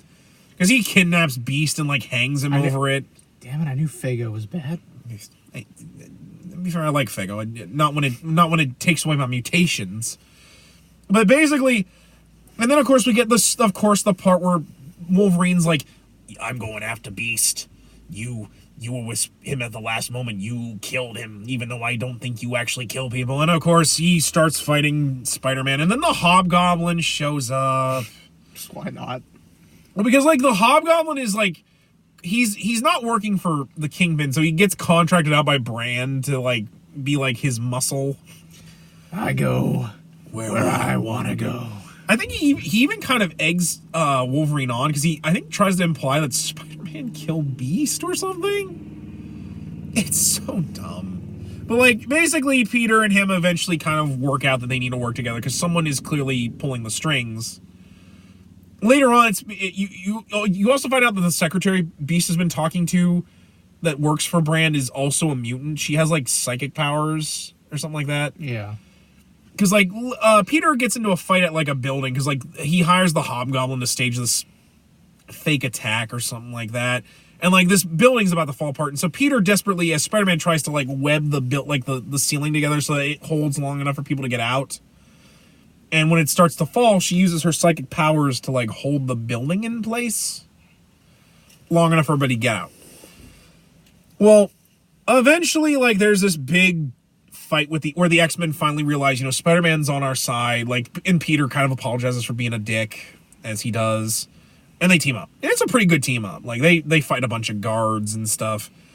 Well, eventually, I guess if you're a human and you fall into the sauce, it turns you into a giant monster. Like, the guy falls into it, he becomes this weird alien monster thing. And they fight, and eventually, none of them can win, so it's up to the secretary to use her powers to help them. And I think what eventually happens is Beast conjures up a formula, like a serum that, like, it doesn't completely fix him, but he's no longer a giant behemoth. Because, like, later on he shows up, and the left side of his body's, like, all monstery, like he's Two-Face.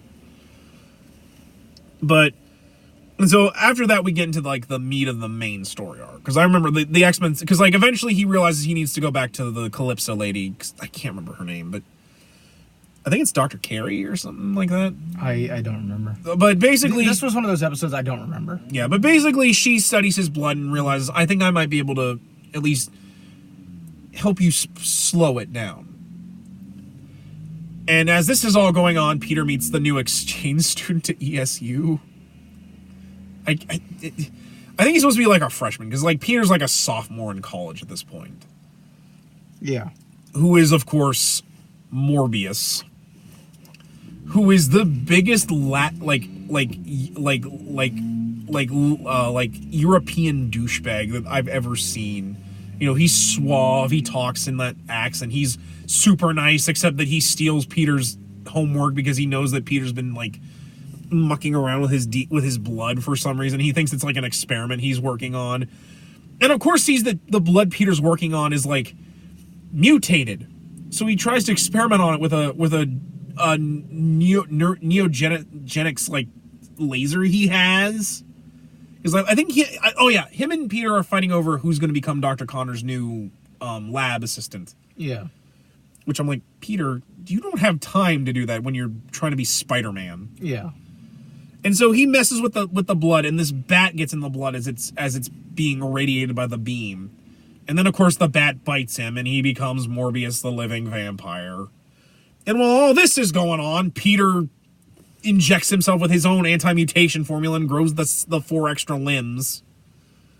And he becomes the 6-armed Spider-Man. And while all that's going on, the Punisher shows up. Now it's a fucking party. I mean, it's a Castle's in the house, everybody. I love those episodes, except for the fact that Punisher can't kill anybody. He's so lame in this cartoon. But he has all these cool weapons that he uses to capture Spider-Man, because they're like, isn't this a cool toy you want to buy? And of course, like him and Punisher fight it out, because like they're both trying to stop he's trying to stop Morbius, Punisher's trying to stop him, because like he's like, I think Peter still has a bounty on his head for some reason again. Yeah.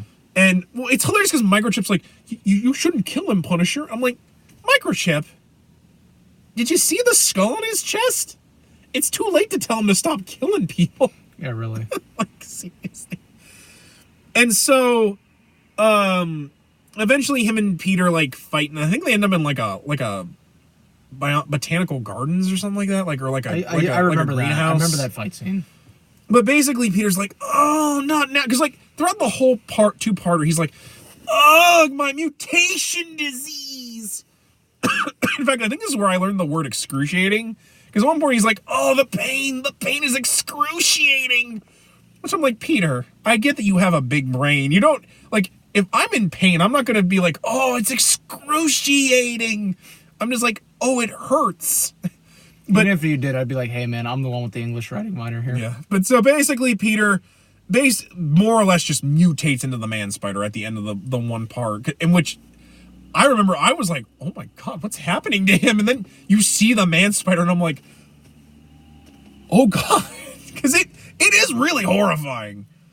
And so at this point, Dr. Calypso calls Craven in because she's like, I don't know how to help him. In fact, I think he even takes the serum that made him like all crazy because he's like, I could barely go toe to toe to him when he was just Spider-Man. I'm going to need all the strength I can get.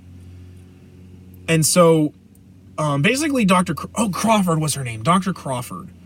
She comes up with a plan to use the neogenic recombinator to basically reverse the mutation. Because that was how Peter was able to stop the lizard originally. He doesn't have a formula. He just uses the recombinator in a certain way that it reverses the mutation. It can't completely stop the mutation, but it at least will reverse enough that he'll become a normal person again. So basically, Craven somehow gets the Punisher to work with him. I don't know how. I'll take a team-up book of Punisher and Craven because that'd be kind of interesting. I guess it could be. I'm not a big Craven guy, but no, you and I both aren't. But basically, Peter's been kind of freaking out the whole, because like I think he gets into a fight with Morbius. I'm bugging out, bro. But like, Peter can kind of remember his time before he was the Man Spider, because like he breaks into Aunt May's because he kind of was like, I gotta go home, and Mary Jane's there because Peter has been missing this whole time because like he didn't want to freak Aunt May out because he's got extra arms, so he breaks into the thing and he sees Mary Jane, and that makes him kind of fight, becoming a monster, and so he disappears, and I think he goes to like, oh no, he goes to like the area where the Trade Center was bombed.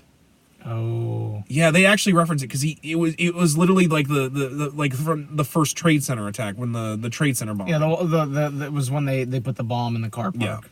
Like he goes to the like what's left of that car park and he makes it into like his den basically. Like it's covered in webbing. And the Punisher, being the muscle-headed idiot that he is in the show, he pulls one of the webbing things and he's like, no! And Craven's like, no! And of course, like somehow like Peter can feel it, even though like it's not like an actual web. And so basically the two of them fight long enough that they hold Spider-Man down long enough that Dr. Crawford can hit him with the beam and he turns back to normal. Which actually, there's a really great scene where he throws a claw, Craven throws a cloth over him because he's like, he is a man of mystery. We must accept that he is mysterious. And Punisher's like been holding on to like what was left of Peter's mask after he ripped out of it as becoming Man Spider. And so he gives the mask and like they put it on his face. He's like, and so Peter kind of returns back to normal. And that's the second season's, it's not bad, but they're like the story arcs are kind of lame, especially the part where they bring Morbius in. Oh, I must drain your plasma.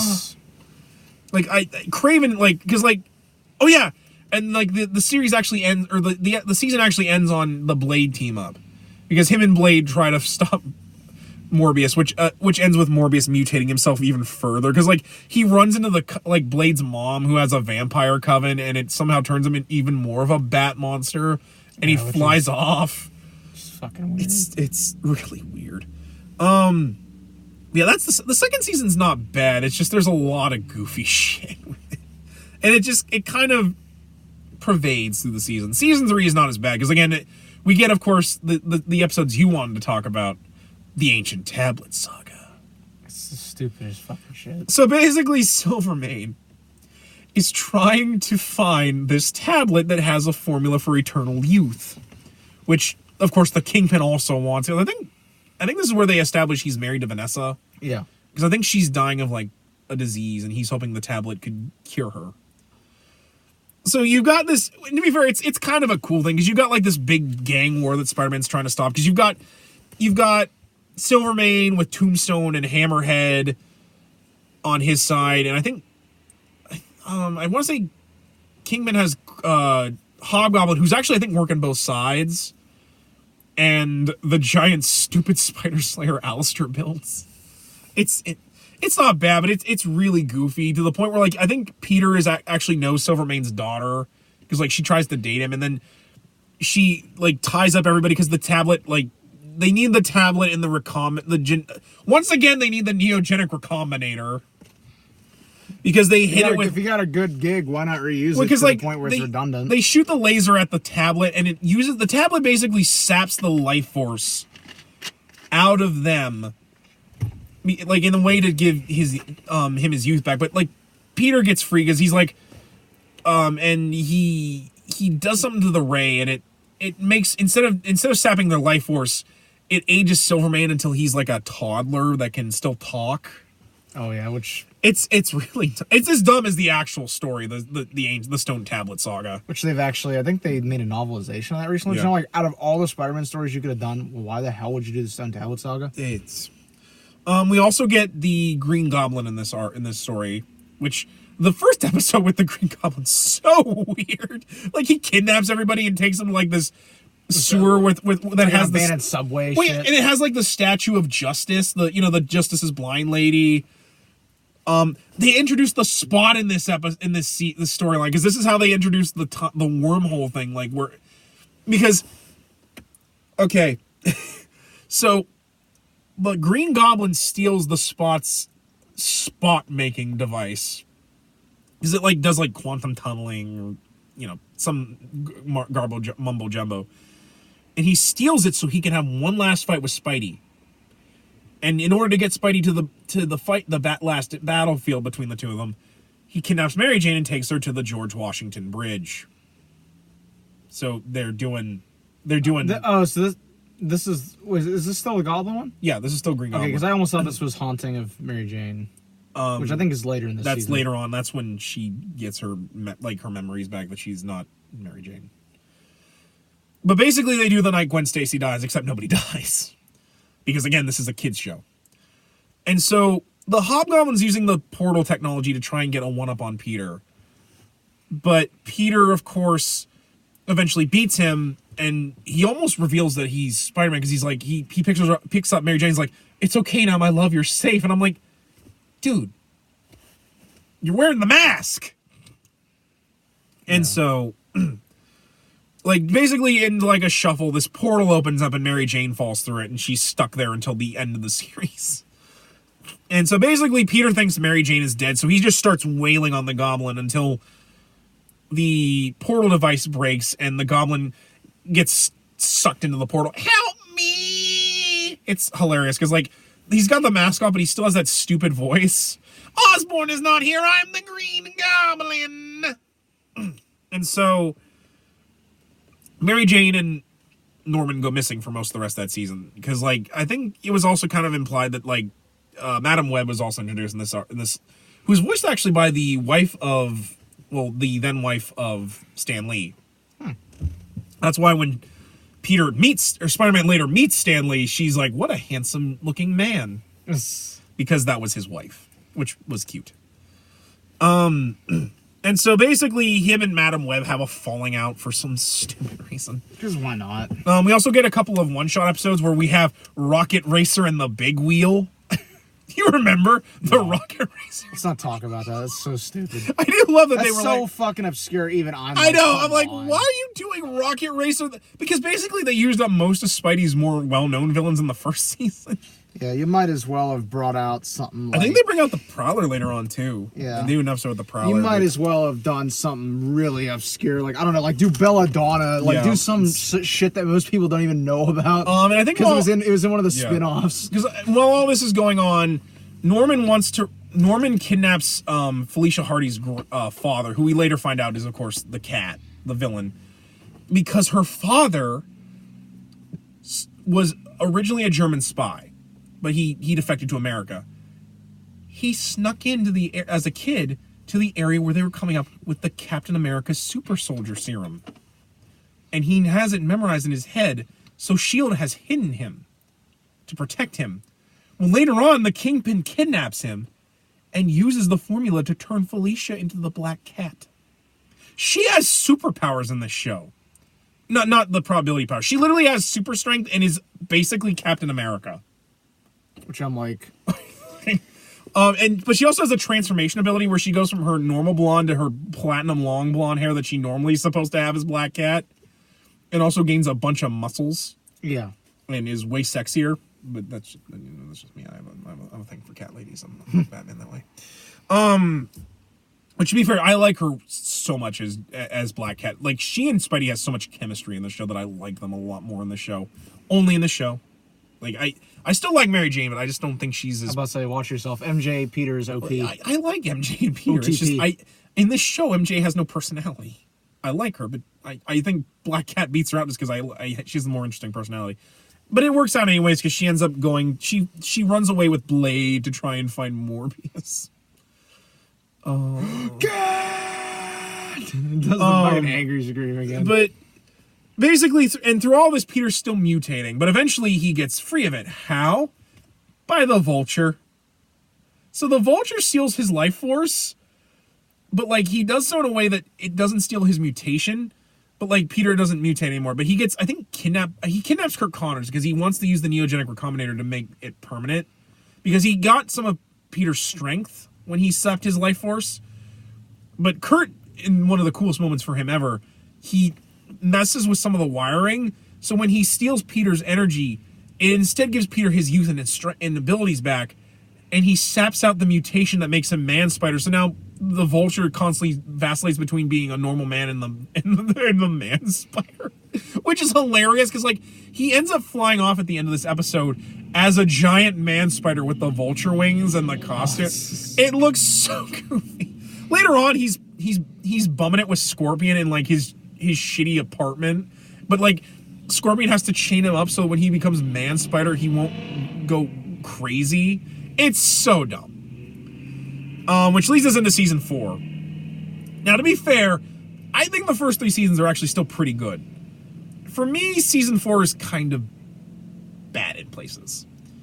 So we get Harry becoming the Green Goblin in this arc because he's going crazy because his dad's dead and he kind of blames Peter. And also the Punisher finds Mary Jane. Because I think Aunt Anna, who's an asshole in the show, puts a hit out on Peter because she thinks Peter is the reason why Mary Jane went missing. There's also, I think also he gets... Aunt Anna would never do in the comics. I also think he gets framed for something by the Kingpin, so like he runs into Daredevil, which actually comes into a pretty good 2-parter where he works with Daredevil because Daredevil's trying to see through things. Why didn't you look at my mask? I'm a big respecter of the Constitution. I'm like, God damn it, Daredevil. To be fair, I actually really like it. The Daredevil stuff's actually really good in that. Yeah, it is. It's just... Especially because like he's like, I want to help you because I know Fisk is behind this. Because and Peter's like, who's Fisk? The Kingpin. Because for a long time he doesn't know that Kingpin and Wilson Fisk are the same guy. Which I'm like, how do you not know? They're both 300-pound fatzos. And they wear the same fucking clothing. Like, goddamn. Hello. Man. But which also has one of my favorite Kingpin lines when Peter helps stop the giant black hole. Spider-Man, a scientist? Well, yeah, but and so eventually, like Mary Jane gets found, and through like an adventure where they end up helping Mysterio for some reason. Peter reveals that he's Spider-Man, and then this is the haunting of Mary Jane. That's this is the one. Yeah, because it turns out like because she's doing a role for this actress that Mysterio's in love with, but like she doesn't want her role to like get, so Mysterio like decides to mess with Mary Jane for like an episode, and then of course Spider-Man rescues her, and like he reveals at the end because he's decided that he's in love with Mary Jane, like in love with Mary Jane, so he's like It's like, there's been this kind of thing where, like, Mary Jane's like, you keep trying to rescue me and stuff. Like, why? Like, and so Peter's like, it's because, and then at the end of the first part and then into the second part, he pulls his mask and he's like, I'm Peter. I'm Spider-Man. Even though we have the same voice, I don't know why you didn't figure this out sooner. And so basically Mary Jane's like, you know, like, I love you, let's get married. And I do love it because like Peter doesn't have money for an engagement ring, so he takes a spider tracer and makes it her engagement ring, which is cute. Which is cute and helps later on when there's this stupid story where the lizard gets kidnapped by a bunch of lizard people that he accidentally turned like using the neogenic recombinator evolves them into like lizard people who have like a big like Roman gladiatorial arena under New York. But like, and so there's some cute. And of course, we get the wedding of Mary Jane and Peter, which actually was really nice because I think at this point, I forgot they introduced Deborah Whitman into the show. This is like one of the few shows where they actually have Deborah Whitman in it. Her and Flash end up dating, which I thought was kind of nice, especially because like this Flash isn't nearly as much of an asshole as regular Flash. Yeah. And of course, it wouldn't be a superhero wedding without someone crashing the wedding. I'm pretty sure you know who crashes it. Yeah, I know. Harry as the Green Goblin, but.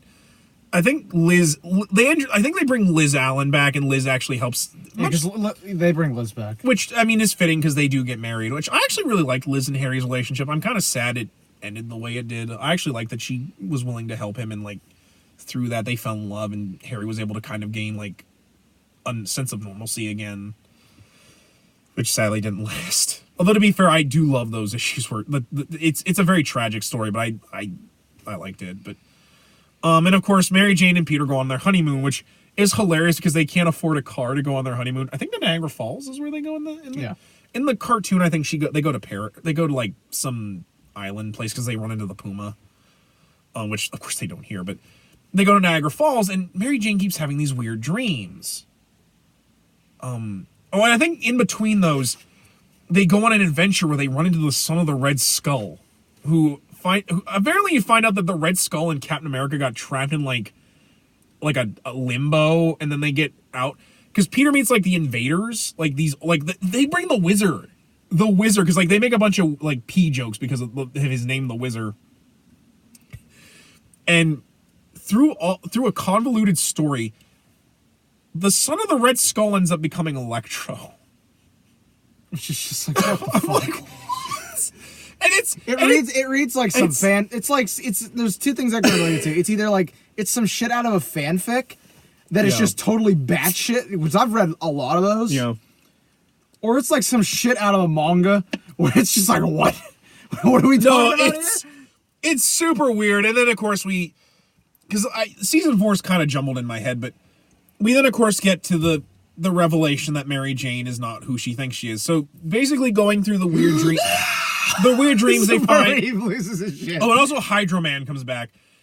It turns out that like Miles Warren, for some reason, like feels bad that like Hydro Man died or something like that. Makes a clone of Hydro Man, and because Hydro Man's mopey, he steals one of Mary Jane's hairs from like her hairbrush using his water powers. Like, which is some Gwen Stacy infatuation level bullshit that the Jackal is fucking famous for. Well, to be fair, in this, Miles is more like, I wanted to help Hydro Man because he's like a son, and also the fact that they're unstable and they're gonna die. Which Peter's trying to be like, no, you're like, is in like super denial throughout most of this, that Mary Jane is real. And then of course Mary Jane shows she has water powers at one point, because she's a Hydro Man Mary Jane hybrid, which is like so fucking weird. And then the Hydro Man clone dies, and then of course the Mary Jane's like, Peter, I don't feel so good, and to be fair, I think his outrage here is a little bit more makes more sense because Mary Jane's dying.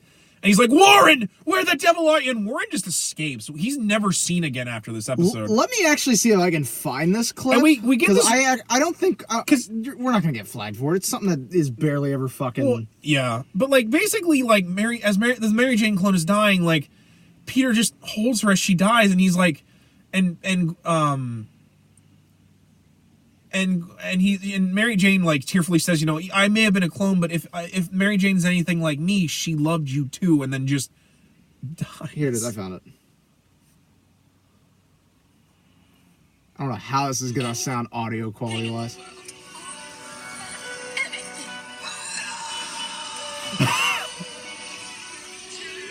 Which I'm just like damn, man, he's blowing the mic out with this shit. At least there's a reason why. And then of course, I think he freaks out and he calls for Madam Web. And so Madam Web's like, I can help you get Mary Jane back, but you got to help me out. there's this dude named the Beyonder. Because in this show, like, Madam Web doesn't just have psychic power. She's also, like, ludicrously powerful and can travel between dimensions. Yeah. So her and Beyonder, of course, are like, let's get all the Marvel TV shows that are currently on and have a Secret Wars.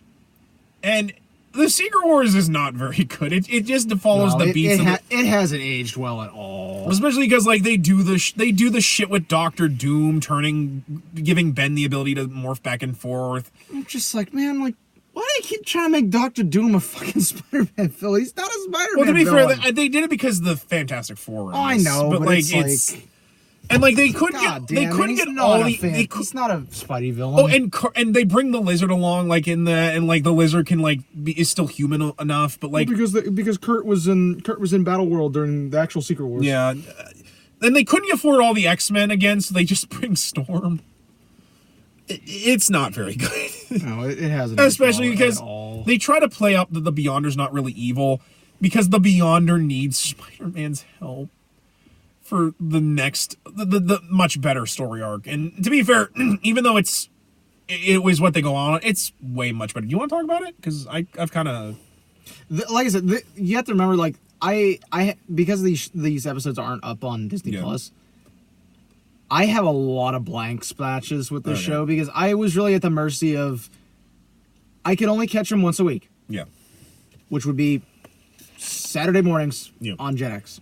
That was the only time I could watch it, and they aired that shit so out of order. Well, I know they showed the Spider-Wars stuff a lot, though. They did, but like I said, there are a lot of episodes that I only that I've only like seen recently. Like I don't have a lot of memories of a lot of these episodes, which is kind of why I'm like letting you lead. Yeah, but basically, Madam Web brings Peter to meet all these other Spider-Men from different universes. Because I completely forgot about the Carnage stuff. But basically, during the Carnage-Venom fight, Venom and this woman that he was in love with end up in an alternate dimension. And the Carnage symbiote gets separated from Cletus, which leads into this story arc. Basically, we meet a bunch of Spider-Men from different worlds. In particular, the Scarlet Spider, Ben Reilly. Basically, the Clone Wars happened in his timeline. And the Clone Wars? Well, the Clone Saga.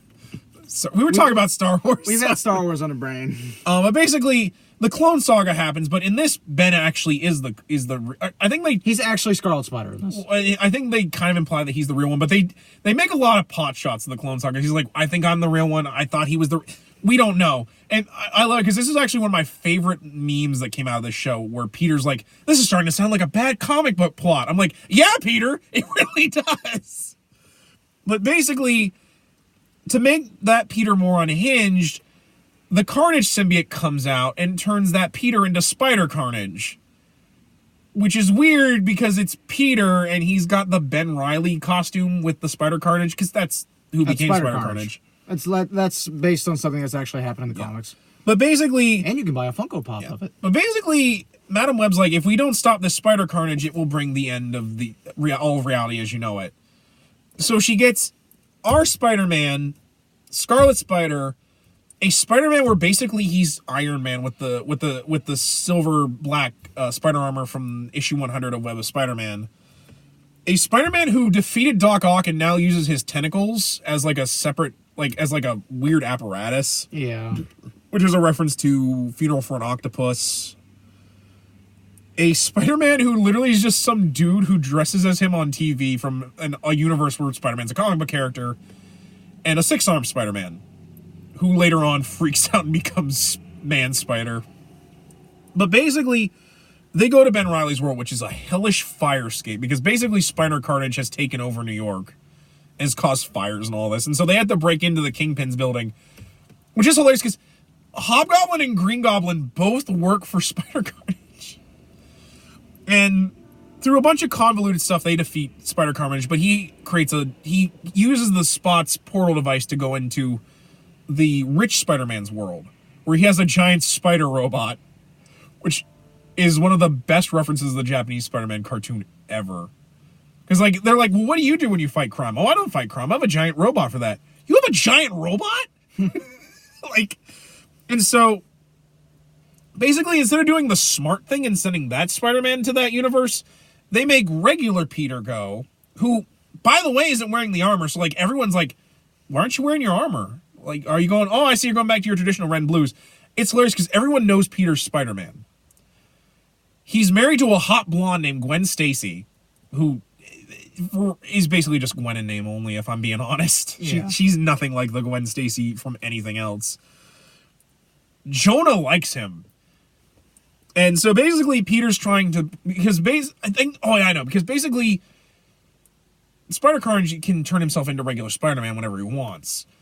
And so he sticks the giant robot on Peter because he wants to use the dimension thing to like destroy that universe and every other universe because he's unhinged. He's like, if I can't be the real Spider-Man, no one can.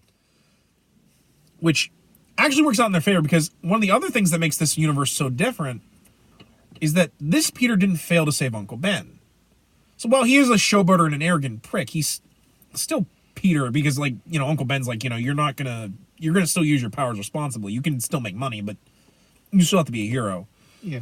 And so they get that, and one of the most, like, actually really sad moments in this show, Uncle Ben tries to talk down Spider-Carnage because he's like, I know you're still that good boy that I love so much in there. So he uses the portal to throw himself into, like, oblivion. And we get this scene where, like, the Spider-Carnage is like, Uncle Ben, forgive me! As he, like, goes into, like, purgatory.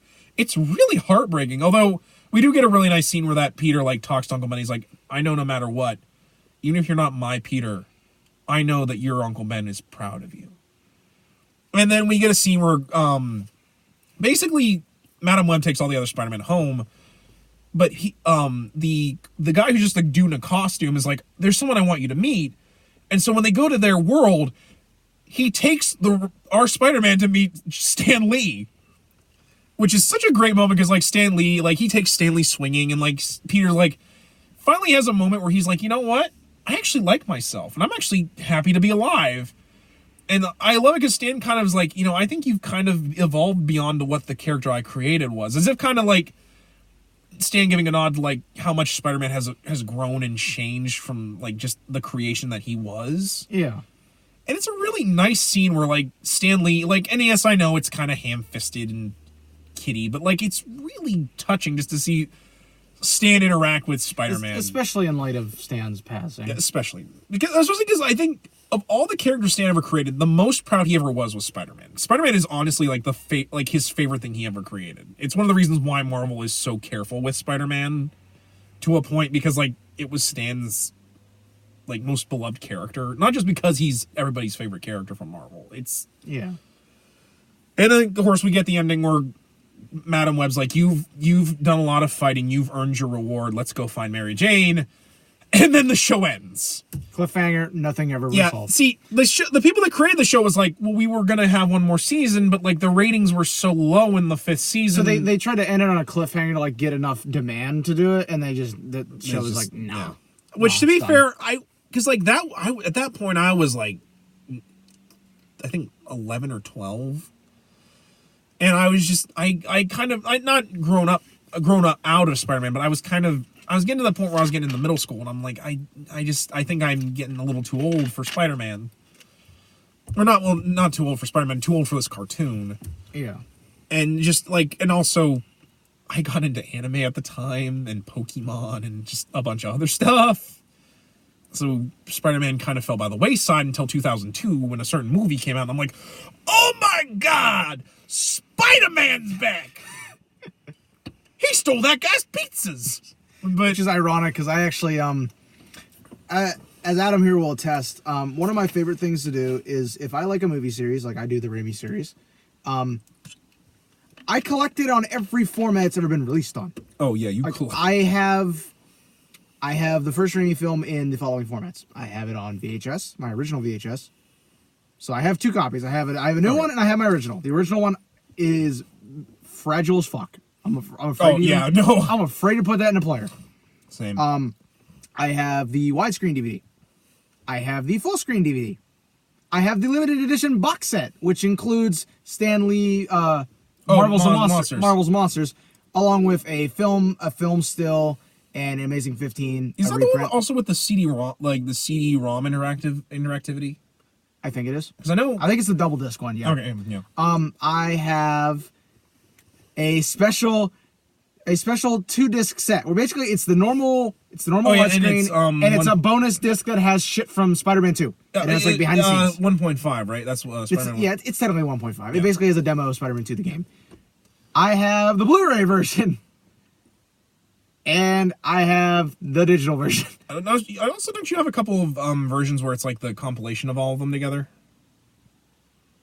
Oh, you mean like a big box set? Yeah. No, I don't Okay. have. I didn't know if you had That's it like. how many I have. And then with Spider-Man 2, I found the VHS copy of it today, which I didn't even know there was a VHS copy of it. I thought that like at that point they stopped doing VHSs for Spider-Man. 3 is the only one that never had a VHS copy. Like, as far as I know. Well, because by that someone point knows, drop a comment. Well, because I'll probably pick it up at some point. I find that one doubtful because I think at that point they stopped doing VHS. There's probably because it was 2008. It wouldn't surprise me if there's like a foreign release somewhere. Because it was one 2008. Of these days we'll have to do a video. I think at that point the US had pretty much just gone to DVDs. One of these days we'll have to do a video, or maybe I'll do a solo one of just my Spider-Man.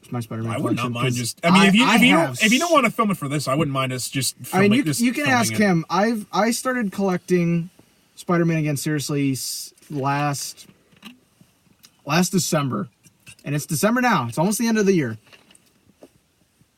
You know for a fact I have a shit ton of stuff. Yeah, but and that's the cartoon. I think the strength this show had was when it would do the better of Spidey's rogues, or just doing a story where they didn't shove in all the other Marvel characters. It's like I always think that was the weakest problem with this show was just. Yeah, like I said earlier, to me, one of the best strengths of this show is that it adheres a lot to 616, like in terms of character design and stuff, which I think helps because everybody's recognizable and stuff. That as a kid, that made it a lot easier for me. Yeah. I like the art style as well. Oh yeah, the art style is really well done. Great. There's actually there's a couple of people I follow on DeviantArt.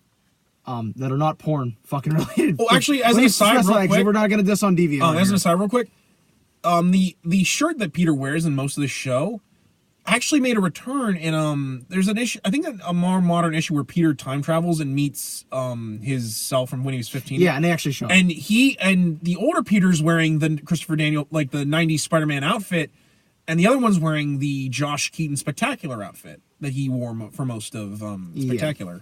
But there are people that will do drawings of different characters that were never on the show. And they'll do it in that art style, kind of like a lot of people will do that for like with stuff with like the Bruce Timm animated style for DC. Although stuff. I do love the art. I don't know if it's as unique as because like as Timm's. Well, because a lot of the problem with the 90s Marvel stuff is while it looks comic book accurate, it doesn't.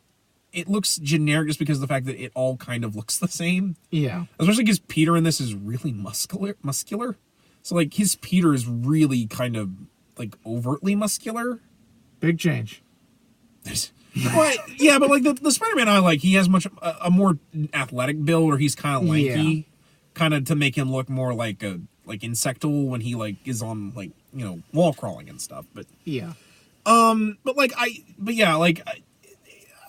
really do love the show. My only real complaints is I think later on when they wanted to cram in all these other characters, it got a little frustrating, and especially when later on there was too much going on. Especially later on when they were like doing characters like the Spot and the Big Wheel and the Rocket Racer. Yeah, like it's like why are you doing at that this? point? You might as well do like Solo or Forge or like Forge is an X-Men character, or like Cardiac. The only reason I know Cardiac is because of the guide to Spider-Man, which I'm like, why did you do Cardiac? Who knows Cardiac outside of this book? Yeah, I've never even read a comic with Cardiac in it. I don't think I have a comic with Cardiac in it. Be surprised if I do, because I don't know. But overall, I still think it's a good show. But for me, if you're gonna watch it and you don't want to watch the whole thing, just watch up to like season 3 or at least 4 where they get married, and then like you can watch Spider Wars. I mean, Spider Wars is probably Spider Wars is pretty good. To me that last part with like the Battle Wars thing, that thing is so skippable and it's so forgettable. Oh yeah, skip Battle World. You don't need to watch the Battle World stuff. It's stupid. Yeah, especially because the Beyonder plays like almost no role in it. So I'm like, how do you do Secret Wars where Beyonder is like completely irrelevant? I don't even think Doctor Doom steals the Beyonder's powers in this one. Yeah. Overall, what are your final thoughts on the show? I really like the show. If not purely, nostalgia, because this is what I grew up watching, along with the first Raimi film. I really enjoy it. Still watching it. I mean, I go back, and I mean, I can definitely see flaws that I didn't see when I was younger. But that's just me, as an older person watching it. But like I said, I really enjoy it. For what it is. To me, it's a very good depiction of what Spider-Man was at the time. It's faithful to the comics, to an extent. They take some liberties, which show doesn't. Yeah. But overall, I'd recommend it. It's definitely still very, very watchable, and as we mentioned, you can find the first season on Disney Plus. Yeah. I'm sure they're going to be adding the rest of the seasons up here soon. I'm sure they're just working on remastering them. I think that's the biggest problem, because this show didn't really get a remastering. Yeah, and that's the thing with Disney Plus is they've actually gone and upscaled everything. Like the X-Men TAS looks pretty good. Oh yeah. So they're probably still working on it. But I mean, if you're gonna watch any Spider-Man animated series, I'd recommend start with this one, because this one's pretty good. Either this or Spectacular, because I think Spectacular is really solid. Although I don't think they have the rights to Spectacular for Disney Plus, or do? No, it's Sony. Sony owns all that. Which is such a frustration. They have everything except 67 and Spectacular on there. Yeah, sorry, that was an alarm I set for myself for something I had to do when I get home. So yeah, guys, I think that's gonna wrap it up. I think this is also the last thing we'll be doing for Spidey-Mas. Yeah, unless we do some stuff on. I have some small stuff we could probably do. Well, I think by the time we upload this one, because this is like we actually are doing these kind of ahead for once. Yeah, well, mainly because Christmas season is obviously here, and there's gonna be stuff going on. Because I think this next week we won't be able to meet up. Yeah, I said, that's why I have a couple things we could probably just do some shorts on lunch. Which I wouldn't be against. I don't think we'll be. It probably by the time we're doing this, Spider-Man will be over. So I kind of want us to, particularly that one thing we were talking about doing. Yeah. Because we kind of have some ideas for some side stuff we could do for this show. So mainly, I think by the time we record this, we probably won't be doing any Spider-Man stuff. We probably we'll still do Spider-Man stuff, but I'd kind of like to give us a couple of leading into season 2, as I like to call it, season 2. Well, then I'd like for us to kind of work into it, because I feel like we probably won't be getting back into this until after the new year. Give yourself a couple of weeks break. So yeah, I guess this is kind of the wrap up of season 2. I mean, season 1.